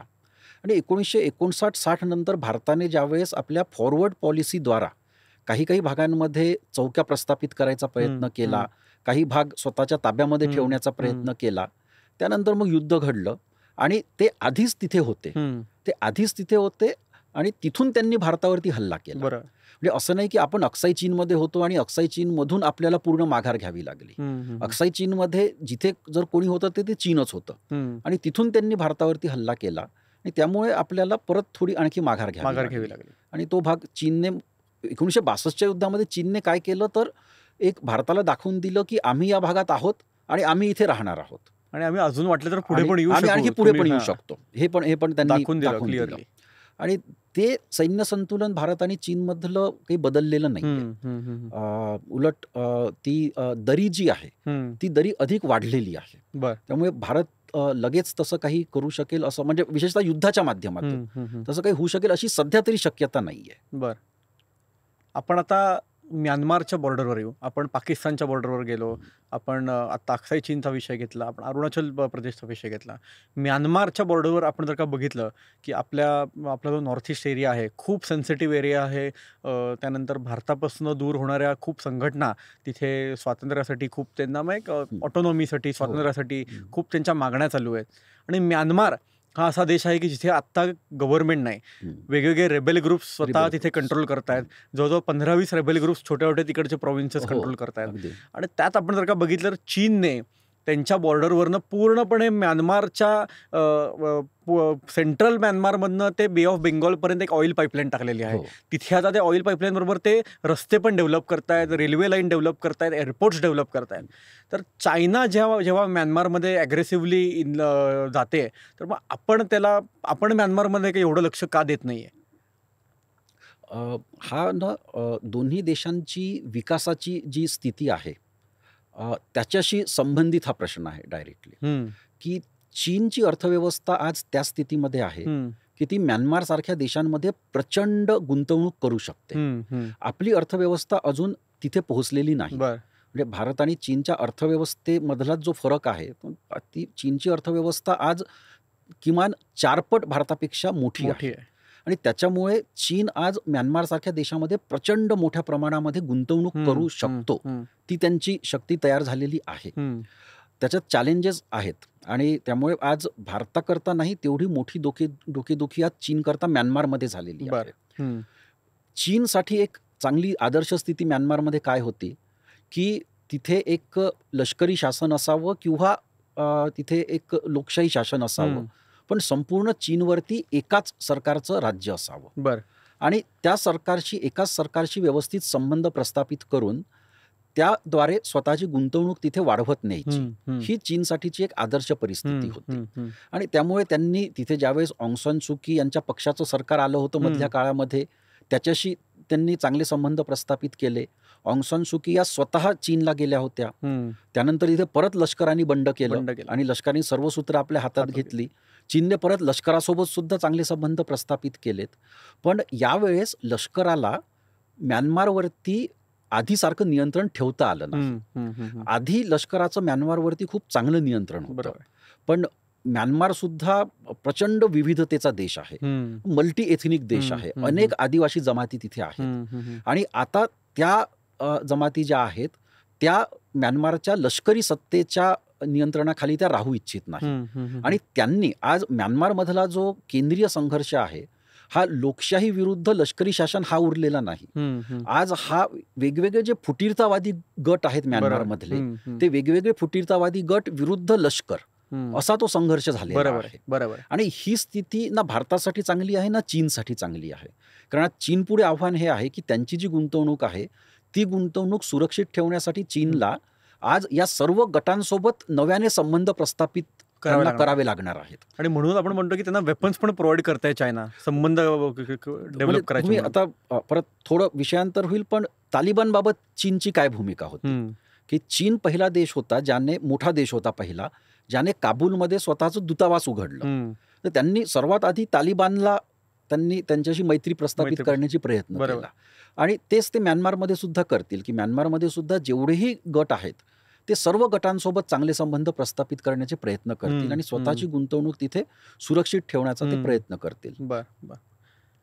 आपण आता म्यानमारबद्दल बोललो, तसंच इंडियन ओशनमध्ये मी मगाशी म्हटलं की चायनाचे 3 जहाजं मागच्या वर्षीपासून सर्वेलन्स करतायत की आपण काय करतोय बाबा, आपण अंदमान निकोबारमध्ये काय करतोय, आपण इंडियन ओशनमध्ये कुठल्या प्रकारे आपलं एक्सप्लोरेशन चालू आहे, नॅचरल रिसोर्सेससाठी असू दे किंवा कशासाठी असू दे.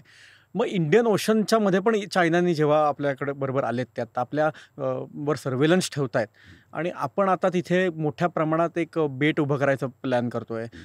तिथे एक तो पूर्ण मलाका स्ट्रेट आणि अंदमानचा जो पूर्ण आहे जिकडनं जागतिक 1/3 ट्रेड पास होतो असं म्हणतात, त्याला कंट्रोल करण्याचा प्रयत्न करतोय आपण. त्याला चायना ऑब्व्हियसली ॲग्रेसिव्हली त्याला विरोध करत आहे. श्रीलंकामध्ये इन्व्हेस्टमेंट्स करत आहे, मालदीव्समध्ये इन्व्हेस्टमेंट्स करत आहे. तर मग आपण आता ह्याला टॅकल कसं करायचं? एवढ्या ॲग्रेसिव्हली जेव्हा चायना इन्व्हेस्टमेंट्स करतं, तुम्ही म्हटल्याप्रमाणे आपली इकॉनॉमी एवढी स्ट्रॉंग नाही की आपण त्याला टॅकल करू शकू इकॉनॉमिकली. पण मग अजून डिप्लोमॅटिकली असेल किंवा बाबा डिफेन्स थ्रू असेल, कसं टॅकल करायचं आपण? आपल्याला ह्याच्या पुढच्या 10 वर्षामध्ये आपण कशा प्रकारे टॅकल करू शकतो? का आपल्याला टॅकलच करू शकणार नाही आपण? एकतर आपली अर्थव्यवस्था प्रचंड वेगाने वाढवण्याशिवाय दुसरा पर्याय आपल्याकडे नाही. त्याला कोणताच पर्याय नाही. आणि आपल्याला किमान पुढच्या 30 ते 40 वर्षांमध्ये आपण चीनच्या अर्थव्यवस्थेच्या थोडं जवळ जाऊ शकू किंवा दोन्ही अर्थव्यवस्थांमधली जी दरी आहे ती मोठ्या प्रमाणात आपण कमी करू शकू. या दृष्टीने आपण प्रयत्न केले पाहिजे. त्याशिवाय जे सगळे भारताचे शेजारील देश आहे त्यांच्यासोबत चांगले डिप्लोमॅटिक आणि सांस्कृतिक संबंध प्रस्थापित करणं आणि तिथे आपल्या इंटरेस्ट लॉबीज तयार करणं. बरोबर. श्रीलंका असो, मॉरिशस असो, बांगलादेश असो, नेपाळ असो, या सर्व देशांमध्ये आपल्या इंटरेस्ट लॉबीज तयार करून तिथल्या सरकारला सतत ही जाणीव करत देत राहणं की ज्यावेळेस हिंद महासागराचा ज्यावेळेस विचार केला जातो त्यावेळेस भारत त्यांचा शेजारी आहे, चीन त्यांचा शेजारी नाही. आणि त्यामुळे चीनवरती ते अवलंबून राहूच शकत नाही. चीन खूप दूर आहे तिथून आणि भारताची ही खूप मोठी ताकद आहे. म्हणजे चीन जेव्हा सुद्धा भारताचा विचार करतो त्यावेळेस चीनला भारताच्या आर्मी म्हणजे सैन्य किंवा हवाई दल याच्यापेक्षा हिंद महासागरामध्ये भारतीय नौदलाचं जे वर्चस्व आहे त्याचा चीनला सगळ्यात जास्त धाक वाटत असतो. आणि त्या बाबतीमध्ये चीनला स्वतः असं वाटतं की ही बरोबरी चीन नाही करू शकत.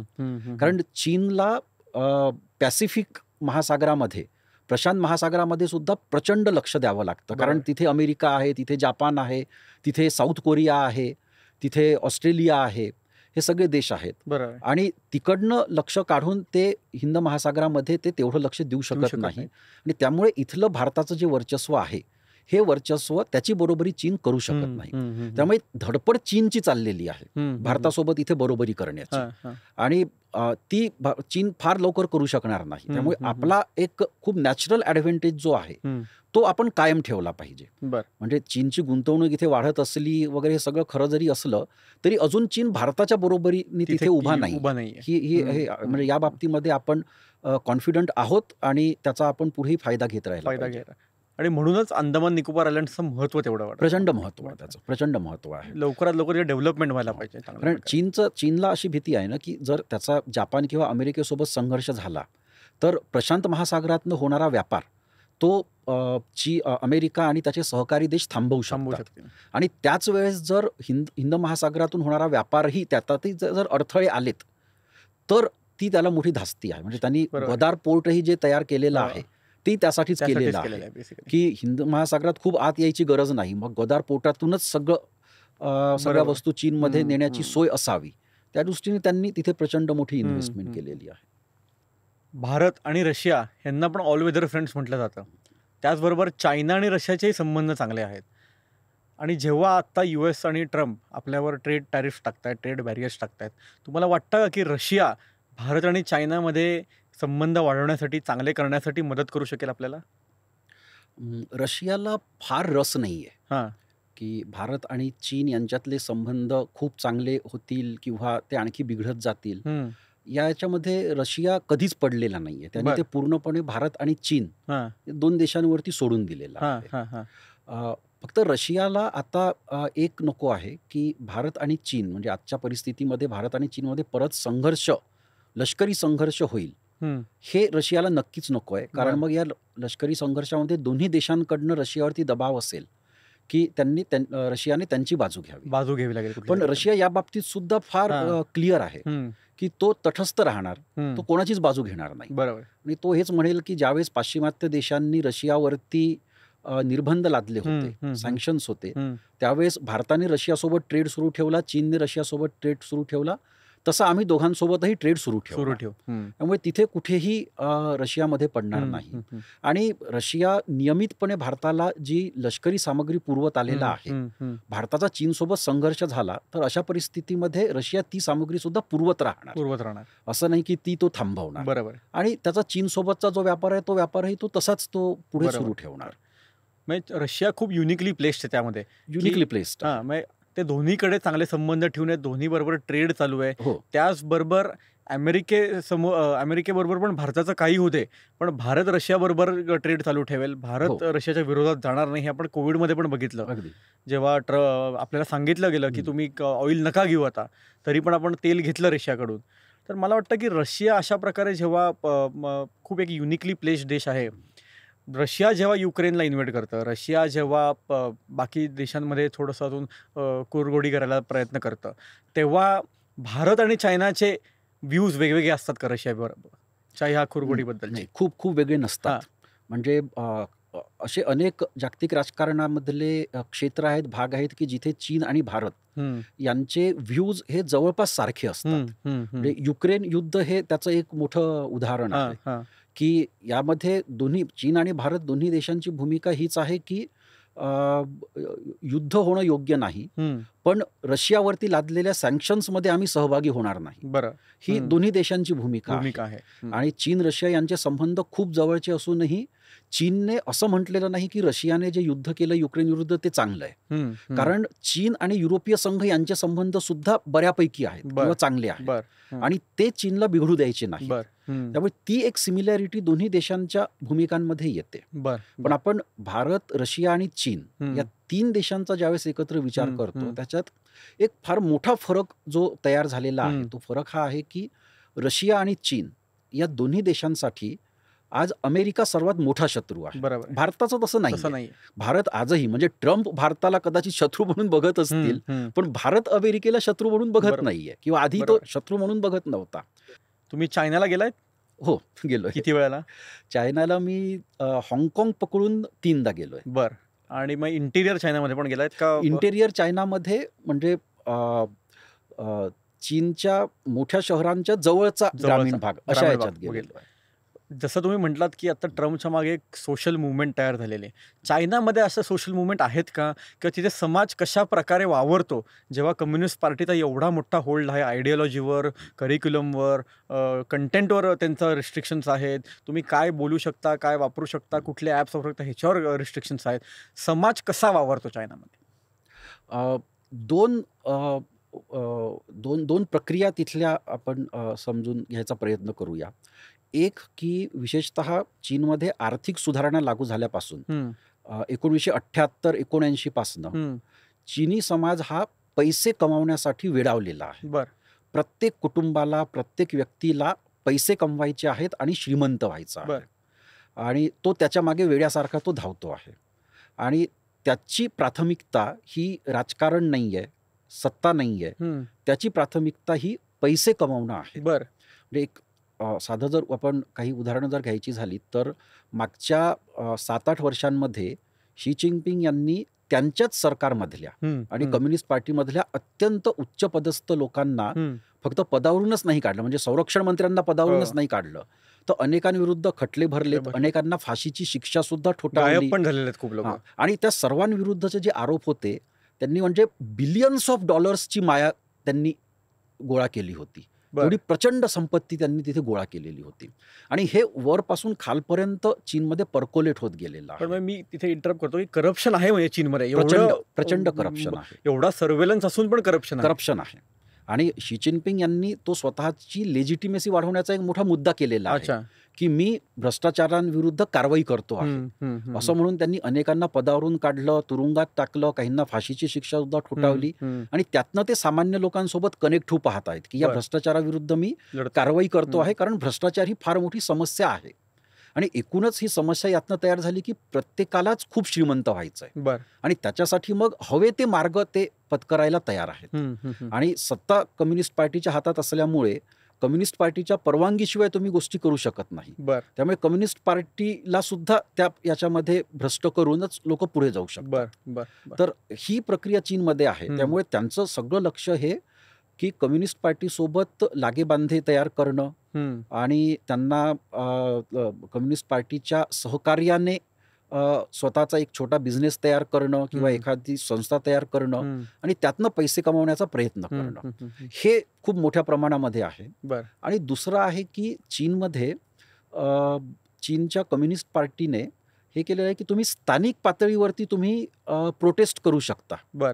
की जे स्थानिक नेते आहेत, विशेषतः सरकारी अधिकारी आहेत, ब्युरोक्रॅट्स आहेत, त्यांच्या विरुद्ध तुम्ही प्रोटेस्ट करू शकता. म्हणजे चीनमधल्या तिथे होणाऱ्या दरवर्षी होणाऱ्या प्रोटेस्टचा नंबर जो आहे तो अक्षरशः हजारोंमध्ये आहे. म्हणजे तालुका पातळीवरचा, गाव पातळीवरचा तो असा की ज्याची नोंद घेतली जाते, नोंदवला जातो तो असा अक्षरशः हजारोंमध्ये आहे.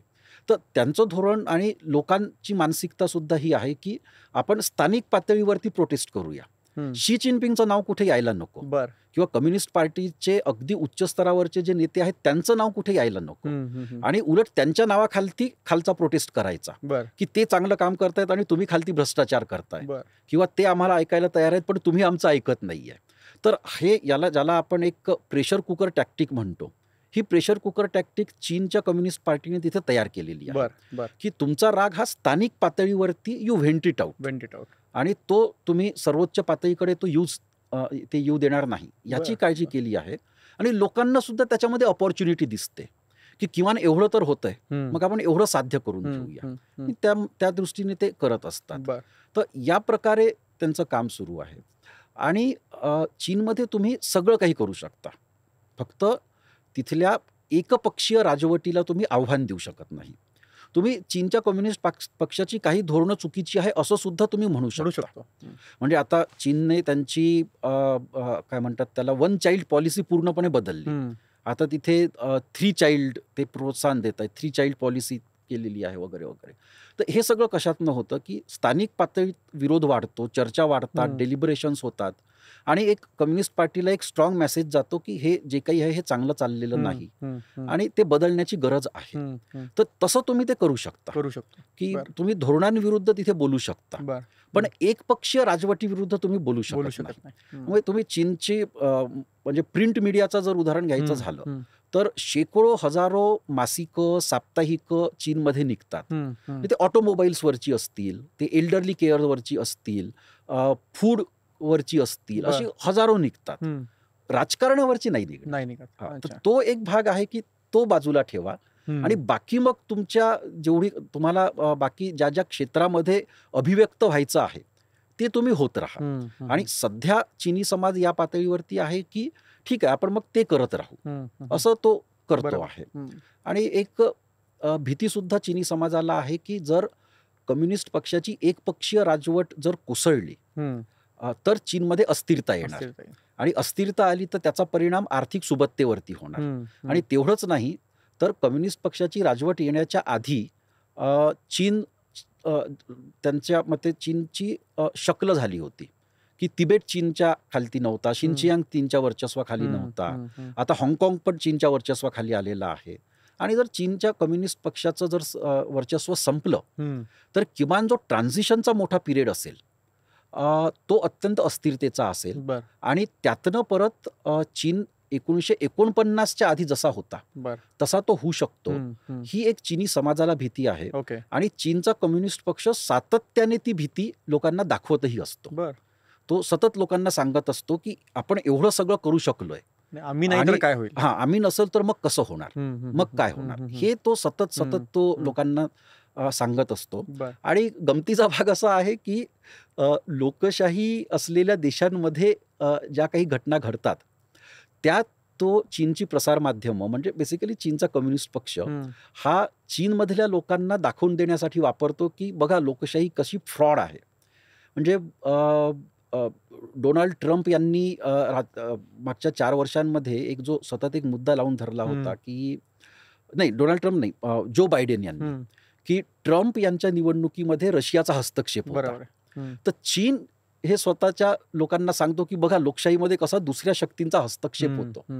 किंवा भारतामध्ये जर राजकीय अस्थिरता असली की कोएलिजन गव्हर्नमेंट्स आहेत आणि मग ती सरकार पडत आहेत आणि परत निवडणुकांना पुढे जावं लागतंय.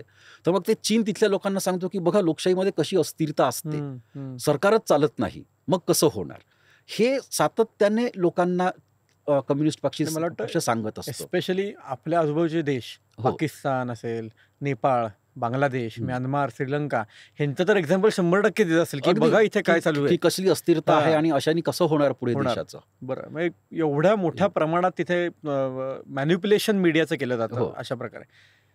पण मग ज्या प्रायव्हेट कंपनीज आहेत चायनामध्ये, त्यांना पण एवढ्या मोठ्या प्रमाणात कसा काय तिथे बिझनेस करता येतो? म्हणजे एकतर हे चीनी कम्युनिस्ट पक्षाचं असं ठाम मत झालं हां. दंग शिओपिंग यांच्या काळामध्ये, की हां. जोपर्यंत ते प्रायव्हेट बिझनेसेसला वाव देणार नाही, तोपर्यंत चीनी अर्थव्यवस्था पुढे येणार नाही. आणि त्याचं फळ त्यांना मिळालं. त्यामुळे चीनी कम्युनिस्ट पक्षाला हे अगदी ठाम माहिती आहे, की प्रायव्हेट बिझनेसेस शिवाय त्यांच्या अर्थव्यवस्थेचा विकास होऊ शकणार होऊ नाही. शकणार नाही. त्यामुळे त्यांनी पूर्ण वाव त्यांना तिथे दिलेला आहे. त्या बिझनेसेसनी फक्त एकपक्षीय राजवटीविरुद्ध त्यांनी राजकारण करू बरोबर. नये. पण प्रायव्हेट बिझनेसेस जेव्हा मोठे होतात, मल्टीनॅशनल होतात, कॉंग्लोमरेट्स हो. होतात, त्यांची पॉवर पण एवढी पॉवर वाढते तेवढी की वाढते दे कॅन त्यांची. इझिली हो. डिस्टेबिलाइज अ नेशन.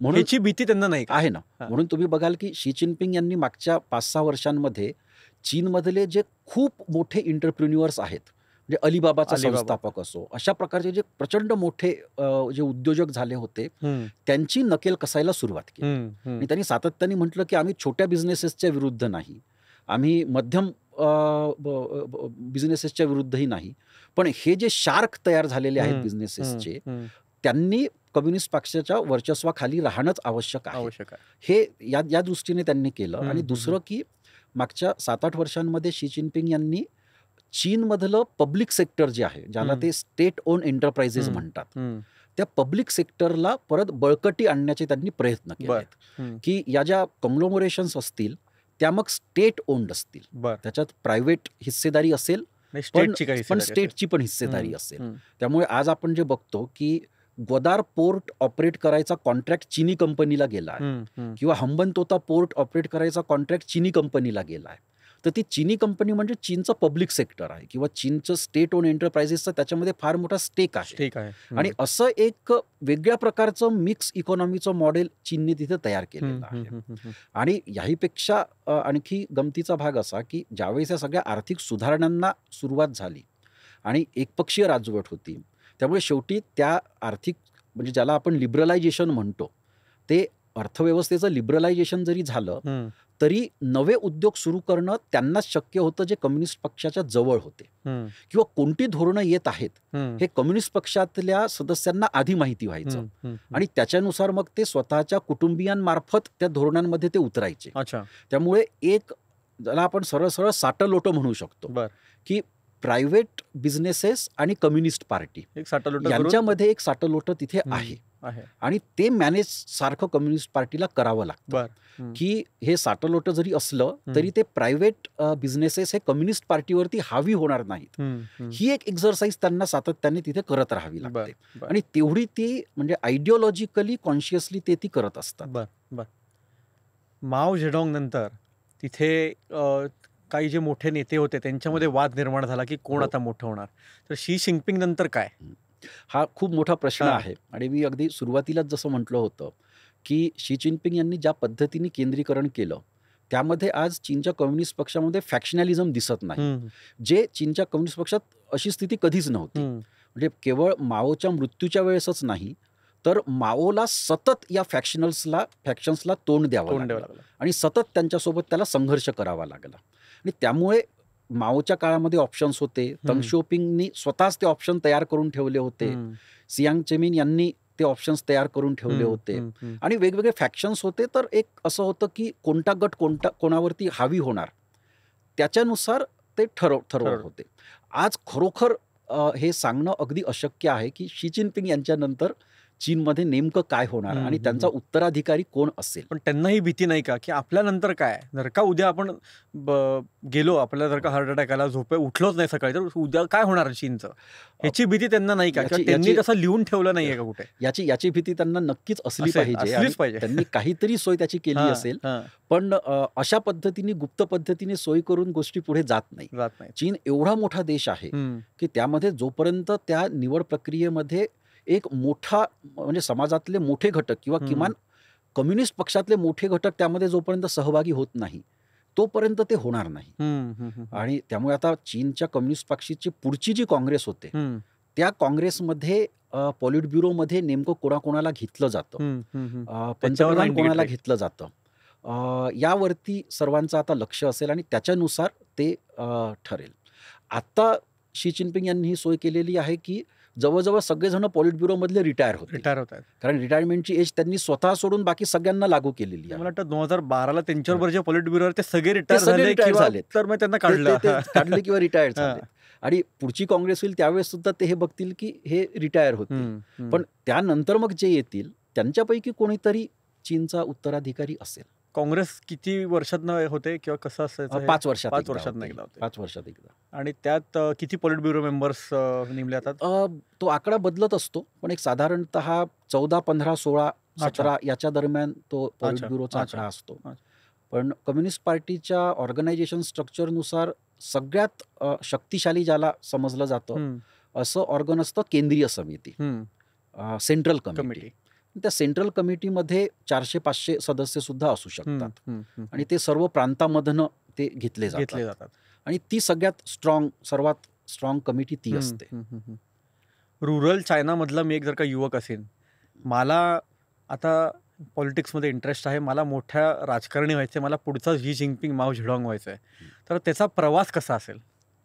त्याचा प्रवास हाच असेल की स्थानिक कम्युनिस्ट पार्टीमध्ये सगळ्यात आधी सदस्यत्व घ्यायचं आणि त्याच्यानंतर तो ज्या राज्याचा किंवा प्रांताचा असेल त्या प्रांताच्या कम्युनिस्ट पक्षाच्या केंद्रीय समितीमध्ये तिथे जायचं आणि तिथनं मग बऱ्याच कॉम्बिनेशन्सवरती ते डिपेंड करतं. त्यामुळे चीनमध्ये आपण असं म्हणू की जोपर्यंत तुम्ही गव्हर्नरच्या पोझिशनला म्हणजे तुम्ही त्या राज्याचा प्रमुख होण्याच्या पोझिशनला जोपर्यंत तुम्ही पोहोचत नाही तोपर्यंत तुम्ही तुमचे पुढचे प्लॅन करूच शकत नाही. तुमची ती एक महत्वाची पायरी होते. तिथून मग तुम्ही ठरवू शकता की आता मला पॉलिट ब्युरोमध्ये जायचं आहे आणि त्यानंतर मग माझा असा पुढचा प्रवास होणार, हे तुम्ही तिथनं ठरवू शकता. पण खालच्या लेवलवरच तुम्ही खालच्या लेवलवर सेंट्रल कमिटीवर येणार कसे? तुम्हाला ऑर्गनायझेशनमध्ये काम चांगलं करून दाखवायचं का तिकडच्या अध्यक्षांबरोबर तुम्ही चांगले संबंध ठेवायचे, त्यांनी तुम्हाला रेफर करायला? दोन्ही. ऑर्गनायझेशनला पण तेवढं आहे, ऑर्गनायझेशनला तेवढं महत्व आहे आणि पक्षाची धोरणं कोण व्यवस्थितपणे राबवतं खालती त्याला तेवढं महत्व आहे. आणि ज्याला चीनमध्ये म्हणजे आतापासून नाही तर परंपरागत दृष्ट्या ते म्हणतात की त्यांची सिस्टीम ही मेरिटोरियस आहे, की जो स्थानिक पातळीवरती काम करतो त्याला वरचं नेतृत्व बरोबर ओढून घेतं आणि त्याला मग पुढे पुढे पाठवत जातं. तर ती प्रक्रिया चीनमध्ये कम्युनिस्ट पक्षानेच आणली असं नाही, तर ज्याला ते कन्फ्युशियस सिस्टीम म्हणतात त्यांच्यामध्ये ही शेकडो वर्षापासून चीनमध्ये ही पद्धत आहे की ज्यावेळेस राजेशाही होती त्यावेळेस ते सुद्धा या पद्धतीनेच एवढ्या मोठ्या चीनवरती ते राज्य करू शकायचे आणि ते कम्युनिस्ट पक्षाने सुद्धा त्या प्रकारे ती पद्धत पुढे नेलेली आहे. शी जिनपिंग आणि त्यांच्याबरोबर जे सगळे असे निवडून जेव्हा पॉलिट ब्युरोवर आले ते सगळे जनरेशनल पॉलिटिशियन्सचे मुलं आहेत. म्हणजे ज्यावेळेस 1949 नंतर त्यांचे जे सगळे ज्यांनी सत्ता हातात घेतली त्यांची मुलं आहेत असं म्हणू शकतो. प्रिन्सलिंग्स म्हणतो आपण त्यांना. तर ह्याच्या पुढे असे प्रिन्सलिंग्स मग येऊ शकतील का? आहेत आता तिथे चायनामध्ये? आहेत. आताची जी जनरेशन आहे त्यांची पण मुलं आहेत, तर ती सुद्धा येऊ शकतील पुढे आणि इतरही येऊ शकतील. म्हणजे नेपोटिझम आहे असं म्हणू शकतो. नेपोटिझम आहे पण तो एवढा उघडपणे नाहीये. आणि नेपोटिझम असला तरी त्यांच्यामधला संघर्ष मोठा आहे. म्हणजे ज्याला आपण आता नेपो किड्स म्हणू तर त्यांच्यामधला सुद्धा संघर्ष मोठा आहे. त्यामुळे तिथे कोणासाठीच खूप सत्तेचा मार्ग हा असा आखून दिलेला आहे आणि ते सहज ते प्राप्त करू शकतील अशी परिस्थिती नक्कीच नाही. आता इंडिया आणि चायनाचे डायरेक्ट फ्लाईट चालू होत आहेत. परवाच बहुतेक इंडिगोने डिक्लेअर केलं की आम्ही दिल्लीवरनं डायरेक्ट आता फ्लाईट चालू करू. ह्याचा फरक कसा पडेल आपल्या टुरिझम सेक्टरवर, चांगला फरक पडेल. आणि टुरिझम मध्ये खूप उशिरा आपण हे करतोय, लवकर करायला पाहिजे होतं. पण चीनी पर्यटकांसाठी टुरिझम आपण खूप आधी ओपन करायला पाहिजे बर होतं कोविड नंतर. बर ते झालं नाही आणि त्यामुळे असं झालं की चीनी पर्यटक हे दुसऱ्या देशांकडे जास्त जायला लागले. म्हणजे ज्यांना भारतात यायचं असतं ते भारताचा व्हिसा मिळत नाही म्हणून ते श्रीलंकेत जातात. बरोबर आहे. त्याचा फायदा श्रीलंकेच्या अर्थव्यवस्थेला होतोय. आणि हा म्हणजे एक आपण ज्यावेळेस ट्रेड डेफिसिट म्हणतो भारत आणि चीनमधला, तर आज भारताचे पर्यटक चीनमध्ये जाऊ शकत आहेत. त्याचा फायदा चीनच्या अर्थव्यवस्थेला होणार. पण चीनचे पर्यटक भारतात येत हो ना, नाहीये हो तर ना. तो डेफिसिट वाढतच जाणार त्यातला. असं नाही की ट्रेडमध्ये टुरिझम खूप मोठा भाग असतो अशातला भाग नाहीये. पण तरी पण आपला तरी सुद्धा आपले जे मेन टुरिस्ट सेंटर्स आहे त्याला त्याचा नक्कीच फायदा होऊ फायदा होईल. शकतो. खूप मोठ्या प्रमाणामध्ये हम्म. फायदा होऊ शकतो. आणि चायनीज टुरिझम म्हणजे it's a huge industry. It's a huge China industry. ग्रुप्समध्ये टुरिझम खूप. करतं आणि खूप मोठ्या ते प्रमाणात खूप मोठ्या टुरिस्ट असतात. प्रमाणात करतं आणि म्हणजे जपान नंतर चीनी पर्यटक आज जगामध्ये सर्वात जास्त आहेत हो. आणि ते सगळीकडे जात आहेत. कारण काय मी आता केनियाला गेलो होतो मसाई माराला. मी तिथे बघितलं चायनाने एवढ्या मोठ्या प्रमाणात तिथे टुरिस्ट येतात. सर्वात पहिले मी जेव्हा लँड झालो नैरोबीच्या एअरपोर्टवर, मला 2च कंपनीजचे एअरलाईन्स तिथे दिसले. एक म्हणजे केनियन एअरवेज आणि दुसरं म्हणजे चायनीज साऊथ वेस्टर्न एअरलाईन्स का त्यांची जी आहे एअरलाईन्स ती. म्हणजे आणि मोठेच्या मोठे बोईंग 777, A380 वगैरे असे हो. एअरलाईन्स होते, प्लेन्स होते. Yes. एवढ्या मोठ्या प्रमाणात चायनीज टुरिस्ट केनियामध्ये हो. नैरोबी मसाई माराला येतात. हम्म. त्यांनी आता मसाई मारा नॅशनल पार्कच्या बाहेर कंटेनरचे रिसॉर्ट्स उभे करायला चालू केले. खर्च पण जास्ती नाही करायचा, पण आपल्या लोकांना राहायला सोय पण करायची तिथे. हो. आणि चायनीज लोक तिथेच येऊन राहतात. अशा प्रकारे जेव्हा चायना टुरिझम ला पण एक काय म्हणतात एक वेपन म्हणून इन्व्हेस्टमेंट वेपन म्हणून Yes. एक वापरतं. मग ह्याचा भारताला सिक्युरिटी रिस्क नाही का जेव्हा आपण नाही. टुरिझम चायनीजला इथे आणू? म्हणजे इथे फक्त चायनीज टुरिस्ट येतील हम्म. ज्यांच्यावरती लक्ष ठेवणं तुलनेने खूप सोपं सोपं आहे आहे. आणि त्यातनं होणारा आर्थिक लाभ हा त्यापेक्षा जास्त मोठा आहे. बर त्यामुळे भारताने ते नक्कीच करायला हवं. हम्म. आणि इथे डिफेन्सिव्ह राहण्यातनं असं होतं ना की आपण इनसेक्युअर आहोत आणि आपल्या कॅपेबिलिटीज कमी आहेत असं कुठेतरी दिसतं. दिसतं. बरोबर आहे. ते दिसू नये आणि आपण कॉन्फिडंट आहोत चीनी लोकांना हँडल करण्यासाठी हे दाखवणं आवश्यक आहे. म्हणजे ही जी रिस्क आहे ही रिस्क यामध्ये सुद्धा आहे की भारतीय पर्यटक चीनमध्ये जात आहेत आणि तिथनं ते परत येत आहेत. यामध्ये सुद्धा ही रिस्क आहे ना 100%. आणि आपण ते होऊ देतोय पण चीनी पर्यटकांना आपण इथे येऊ देत नाही. बरोबर आहे. तर ते आपल्या अर्थव्यवस्थेसाठी आणि पर्यटन क्षेत्रासाठी विशेषतः ते योग्य नाही. भारताचा सर्वात मोठा शत्रू कोण? पाकिस्तान का चीन? फार ट्रिकी क्वेश्चन हा. आहे हा. मी असं म्हणेल की चीन हा भारताचा शेजारी आहे, भारताचा सहकारी सुद्धा आहे, भारताचा स्पर्धक आहे आणि भारताचा शत्रू आहे. पाकिस्तान हा भारताचा शेजारी आहे, भारताचा स्पर्धक आहे आणि भारताचा शत्रू आहे. सहकारी चीन होऊ शकतो, पाकिस्तान सहकारी नाही होऊ शकत. आणि याचं सगळ्यात मोठं कारण असं की पाकिस्तानची निर्मिती ही भारत द्वेषातून झालेली आहे आणि पाकिस्तानचं अस्तित्व हे भारत द्वेषावरती टिकलेलं आहे. चीनचं तसं नाहीये. चीनचं अंतर्गत राजकारणामध्ये भारत हा कधीच फॅक्टर नव्हता आणि त्यामुळे चीनला सर्व्हाइव्ह होण्यासाठी भारताविरुद्धचा द्वेष सतत पाळत जाणं हे आवश्यक नाहीये. त्यांना जपान विरुद्धचा द्वेष कदाचित आवश्यक असेल पण भारताविरुद्धचा नाहीये. आणि हे मला वाटतं की आपण नीट लक्षात घेतलं पाहिजे की म्हणून चीन सोबतचं जे शत्रुत्व आहे ते त्या शत्रुत्वासोबत एक सहकारी सुद्धा चीन होऊ शकतो. ते शत्रुत्व संपणारं नाहीये पण चीन सोबतचं सहकारित्व सुद्धा आपण वाढवत नेऊ शकतो. तो स्कोप आहे. तो स्कोप मला पाकिस्तान सोबत तो मला स्कोप दिसत नाही. त्यामुळे मी असं म्हणेल की in the foreseeable future Pakistan हाच भारताचा मोठा शत्रू असणार आहे. चीनचं शत्रुत्व आपण हँडल करू शकतो, हाताळू शकतो, कारण चीनसाठी भारत हा सगळ्यात मोठा शत्रू नाही. चीनसाठी जपान आणि अमेरिका हे सर्वात मोठे शत्रू आहेत. पाकिस्तानसाठी फक्त भारतच सर्वात मोठा शत्रू आहे आणि त्यामुळे आपल्याला सुद्धा पाकिस्तानला त्या पद्धतीनेच टॅकल करणं आवश्यक आहे. बरोबर. भारत आणि चीन मधला सीमावाद कधी संपेल का किंवा तो कसा सोडवायचा? भारत आणि चीनमधला सीमावाद हा 3 प्रकारे संपू शकतो. एक तर युद्ध होऊन जर युद्ध कोणी जिंकलं तर तो सीमावाद मग त्यानंतरच्या करारातनं संपू शकतो. परिस्थिती अशी आहे की भारत आणि चीनमध्ये कोणीच पूर्ण युद्ध जिंकू शकत नाही. ते शेवटी अनिर्णित अवस्थेमध्येच ते संपणार. त्यामुळे युद्धातनं हा वाद काही सुटणारा नाही आहे. दुसरं असं आहे की भारताला बरेचदा अशी अपेक्षा असते आणि कदाचित चीनलासुद्धा अशी अपेक्षा असते की चीनमध्ये एक मोठं परसेप्शन असं होतं, जे जगातही फार मोठं परसेप्शन बराच काळ भारताच्या स्वातंत्र्यानंतर होतं, की भारतासारखा अजागळ देश कितपत टिकू शकेल आणि किती समर्थपणे उभा राहू शकेल. पण तो टिकला, समर्थपणे उभा राहिला आणि आज एक जागतिक शक्ती म्हणून सुद्धा भारत पुढे येतो आहे. पण ती अपेक्षा ही होती की हा भारत कोलमडून पडेल आणि मग भारत कोलमडून पडला की सीमावाद आपोआप सुटेल. पण अशीच अपेक्षा भारत आणि इतरही अनेक देश लागून असतात की ज्या पद्धतीने सोव्हिएत महासंघ कोलमडला, कोलॅप्स झाला, तसंच चीन सुद्धा कोलॅप्स होईल. आणि मग चीन एकदा कोलॅप्स झाला की मग जो सीमावाद उरेल तो भारत आणि चीनमधला सीमावाद नसेल, तो भारत आणि तिबेटमधला सीमावाद असेल. पण माझ्या मते हे स्वप्नरंजन आहे. हे असं घडेल याची शक्यता फारच कमी आहे. कारण सोव्हिएत महासंघ कशा पद्धतीने बनला होता आणि त्याची वाटचाल कशी झाली, तो प्रवास आणि चीनचा प्रवास हा खूप वेगळा आहे. आणि सोव्हिएत महासंघामध्ये चीनने नेहमीच सर्व रिपब्लिक्सला रशियापासून वेगळं ठेवलं होतं.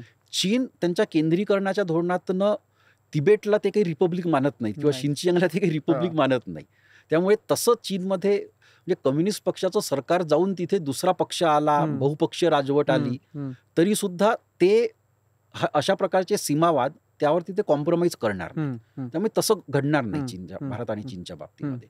तिसरा पर्याय शेवटी आहे की दोन्ही देशांनी सामंजस्याने सीमावाद सोडवावा. तर सामंजस्याने सीमावाद सोडवण्यामध्ये सर्वात मोठी अडचण ही आहे की दोन्ही देशांच्या मूळ भूमिका अगदी वेगळ्या आहेत. भारताची भूमिका ज्याला लिगलिस्ट म्हटलं जातं, अशी लिगलिस्ट भूमिका आहे. भारताची भूमिका ही आहे की भारताने त्याच्या सीमा या ब्रिटिश भारत जो होता, ब्रिटिश इंडिया, त्याच्याकडनं भारताने त्याच्या सीमा घेतल्या आहेत आणि त्या तशाच तो कंटिन्यू करेल. चीनचं म्हणणं असं आहे की ब्रिटिश इंडियाशी आम्हाला काही घेणं देणं नाही आणि ब्रिटिश इंडिया ज्यावेळेस होता त्यावेळेस चीनमध्ये दुसरं सरकार होतं आणि सरकारच दुसरं नाही, व्यवस्थाच पूर्ण दुसरी होती. ते चीनला मानतात 1949 पासून पुढे त्या व्यवस्थेसोबत भारताने परत एकदा वाटाघाटी कराव्यात, असं चीनचं म्हणणं आहे. भारताचं म्हणणं असं आहे की ती जी सीमारेषा आहे, आपण ती सीमारेषा मान्य करू आणि ग्राउंडवरती मग ज्या छोट्या मोठ्या ॲडजस्टमेंट करायच्या आहेत. शेवटी ती सीमारेषा ब्रिटिशांनी कागदावर आखली होती, हे खरं आहे.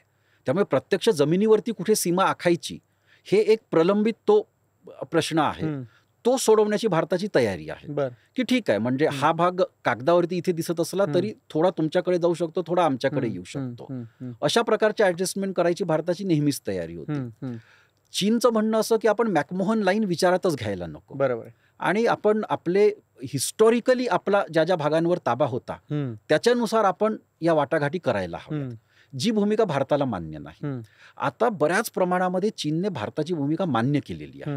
म्हणजे 1950च्या दशकापासून बऱ्याच वाटाघाटी घडल्यात आणि त्याच्यातनं कुठेतरी भारताची भूमिका ही चीनने अप्रत्यक्षरित्या मान्य केलेली आहे. आता हा वाद त्यावेळेसच फक्त सुटू शकतो ज्यावेळेस चीनचं आकलन असं होईल की भारत अगदी तुल्यबळ झालेला आहे आणि आज भारतासोबत सामंजस्याने हा वाद सोडवणं हे चीनच्या हिताचं आहे. त्यासाठी भारत आणि चीनमधली आर्थिक दरी आणि लष्करी सामर्थ्याची दरी ही अधिकाधिक कमी होणं हे आवश्यक आहे. असं झालं तरच चीन तो वाद सोडवू शकतो, त्याशिवाय काही तो वाद सुटणार नाही. आणि यामध्ये मग असं होऊ शकतं की काही भाग हा चीनकडे जाणार, काही भाग भारताकडे येणार. पण यामध्ये 2005 मध्ये दोन्ही देशांनी एक करार केला होता, ज्याला पॉलिटिकल ॲग्रीमेंट म्हणतात, political agreement for settlement of border dispute. आणि त्यामध्ये फार 2-3 महत्त्वाच्या तरतुदींवर त्यांची एकवाक्यता झालेली आहे. आणि त्या अशा होत्या की ज्या भागामध्ये पॉप्युलेशन असेल ते सेटल्ड पॉप्युलेशन डिस्टर्ब होणार नाही, असा आपण तो वाद सोडवणार. म्हणजे याचा सरळ अर्थ असा होतो की तवांगमध्ये सेटल पॉप्युलेशन असेल तर ती डिस्टर्ब न करता वाद सोडवायचा, म्हणजे तवांग भारताकडेच राहणार. हे हे हे त्या दोन्ही देशांनी मान्य केलं होतं. तर अशा तरतुदी त्याच्यामध्ये होत्या. त्यानंतर फारशी त्याच्यावरती चर्चा झाली नाही, पण हे रिटर्न ॲग्रीमेंट आहे भारत आणि चीनमधलं. तर त्या पॉलिटिकल पॅरामीटर्स म्हणतात त्याला, political parameters to settle border dispute. तर त्या दृष्टीने दोन्ही देश परत एकदा वाटाघाटी सुरू करू शकतात आणि अशी तडजोड काढू शकतात की पॉप्युलेशन एक्सचेंज होणार नाही. ज्या देशाची पॉप्युलेशन जिथे सेटल्ड आहे तो भाग त्या देशांकडेच राहणार आणि सीमेवरचा काही भाग त्याची आदान प्रदान होऊ शकते. मुख्य प्रश्न येणार तो अक्साई चीनचा, की अक्साई चीनवरती चीनने ताबा मिळवला आहे. सुरुवातीपासून भारताचा दावा आहे की तो जम्मू काश्मीर राज्याचा आणि म्हणून आता लडाख केंद्रशासित प्रदेशाचा तो भाग आहे, त्यामुळे तो पूर्णपणे आपल्याकडे येणार. त्यामुळे वाटाघाटी शेवटी ज्या होणार त्या अक्साई चीनवरती होणार, की अक्साई चीनचा किती भाग चीनकडे राहणार आणि किती भाग भारताकडे राहणार. माझं असं मत आहे की भारत आणि चीन या दोन्ही देशांना फक्त भारत चीन सीमावादावरतीच नाही तर व्यापक संबंधांवरती खूप मोठ्या प्रमाणामध्ये वाटाघाटी करून सीमावाद, व्यापार, पाकिस्तान, काश्मीर आणि दक्षिण आशिया या सर्व मुद्द्यांवरती एकत्रितपणे विचारविमर्श, वाटाघाटी करून एकच मोठा करार केला पाहिजे. की यामध्ये कदाचित सीमावादामध्ये आपला अक्साई चीन अख्खा भारताकडे येणार नाही, पण विजवी पाकिस्तान आपण चीनकडनं we can extract a pound of flesh. की चीन शेवटी एक व्यापारी देश आहे आणि त्याला जेव्हा असं दिसेल की भारतासोबत जास्त चांगल्या संबंधातनं त्याच्या अर्थव्यवस्थेला जास्त चांगला फायदा होऊ शकतो, त्यावेळेस तो पाकिस्तान सोबतचे संबंध नक्कीच कमी करू शकतो. तर या प्रकारचा एक बल्टिस्तानवर आपण हक्क सांगू शकतो. म्हणजे जर आपली ती परिस्थिती असे असं जर आपण म्हटलं, म्हणजे खरं तर चीनने नेहमीच हे म्हटलंय की हा संयुक्त राष्ट्रामार्फत किंवा द्विपक्षीय वाटाघाटीतून तुम्ही तो संघर्ष संपवा किंवा वाद तुम्ही तो सोडवा, ही चीनची अधिकृत भूमिका आधी होती आणि आजही आहे. पण चीन सोबत जर आपण करार केला आणि त्यामध्ये जर चीनला आपण असं म्हटलं की गिलगित बाल्टिस्तान, पाक ऑक्युपाईड काश्मीर या बाबतीत तुम्ही आमच्या मागे ठामपणे उभे राहा आणि सीमावाद आपण सामंजस्याने सोडवू, चीन त्याच्यासाठी कदाचित तयार पण होऊ शकतं. कारण तो शेवटी त्याला अर्थव्यवस्थेला सगळ्यात जास्त फायदा कुठे होणार हे तो बघणार. तर या दृष्टीने माझ्या मते लगेच हे होणार नाही, पण हळूहळू या दृष्टीने एक सर्वांगीण करार कसा होऊ शकतो चीनसोबत या दृष्टीने आपण विचार केला पाहिजे, की ज्याच्यात व्यापार सुद्धा महत्वाचा असेल. की ठीक आहे, आम्ही सीमावाद सामंजस्याने सोडवायला तयार आहोत, पण व्यापारातली तूट कशी कमी करता येईल आणि त्यासाठी तुम्ही भारताकडनं जास्तीत जास्त आयात कुठे वाढवाल, हा सुद्धा कराराचा भाग असू शकतो. तर हा एक असा सर्वांगीण विचार होणं आवश्यक आहे. पण म्हणजे जर का आत्ता आपण पाकिस्तान ऑक्युपाईड काश्मीर, गिलगिट बल्टिस्तान ह्या सर्व एरियाजवर कब्जा करायचा प्रयत्न केला तर चीन त्याला 100% विरोध करेल.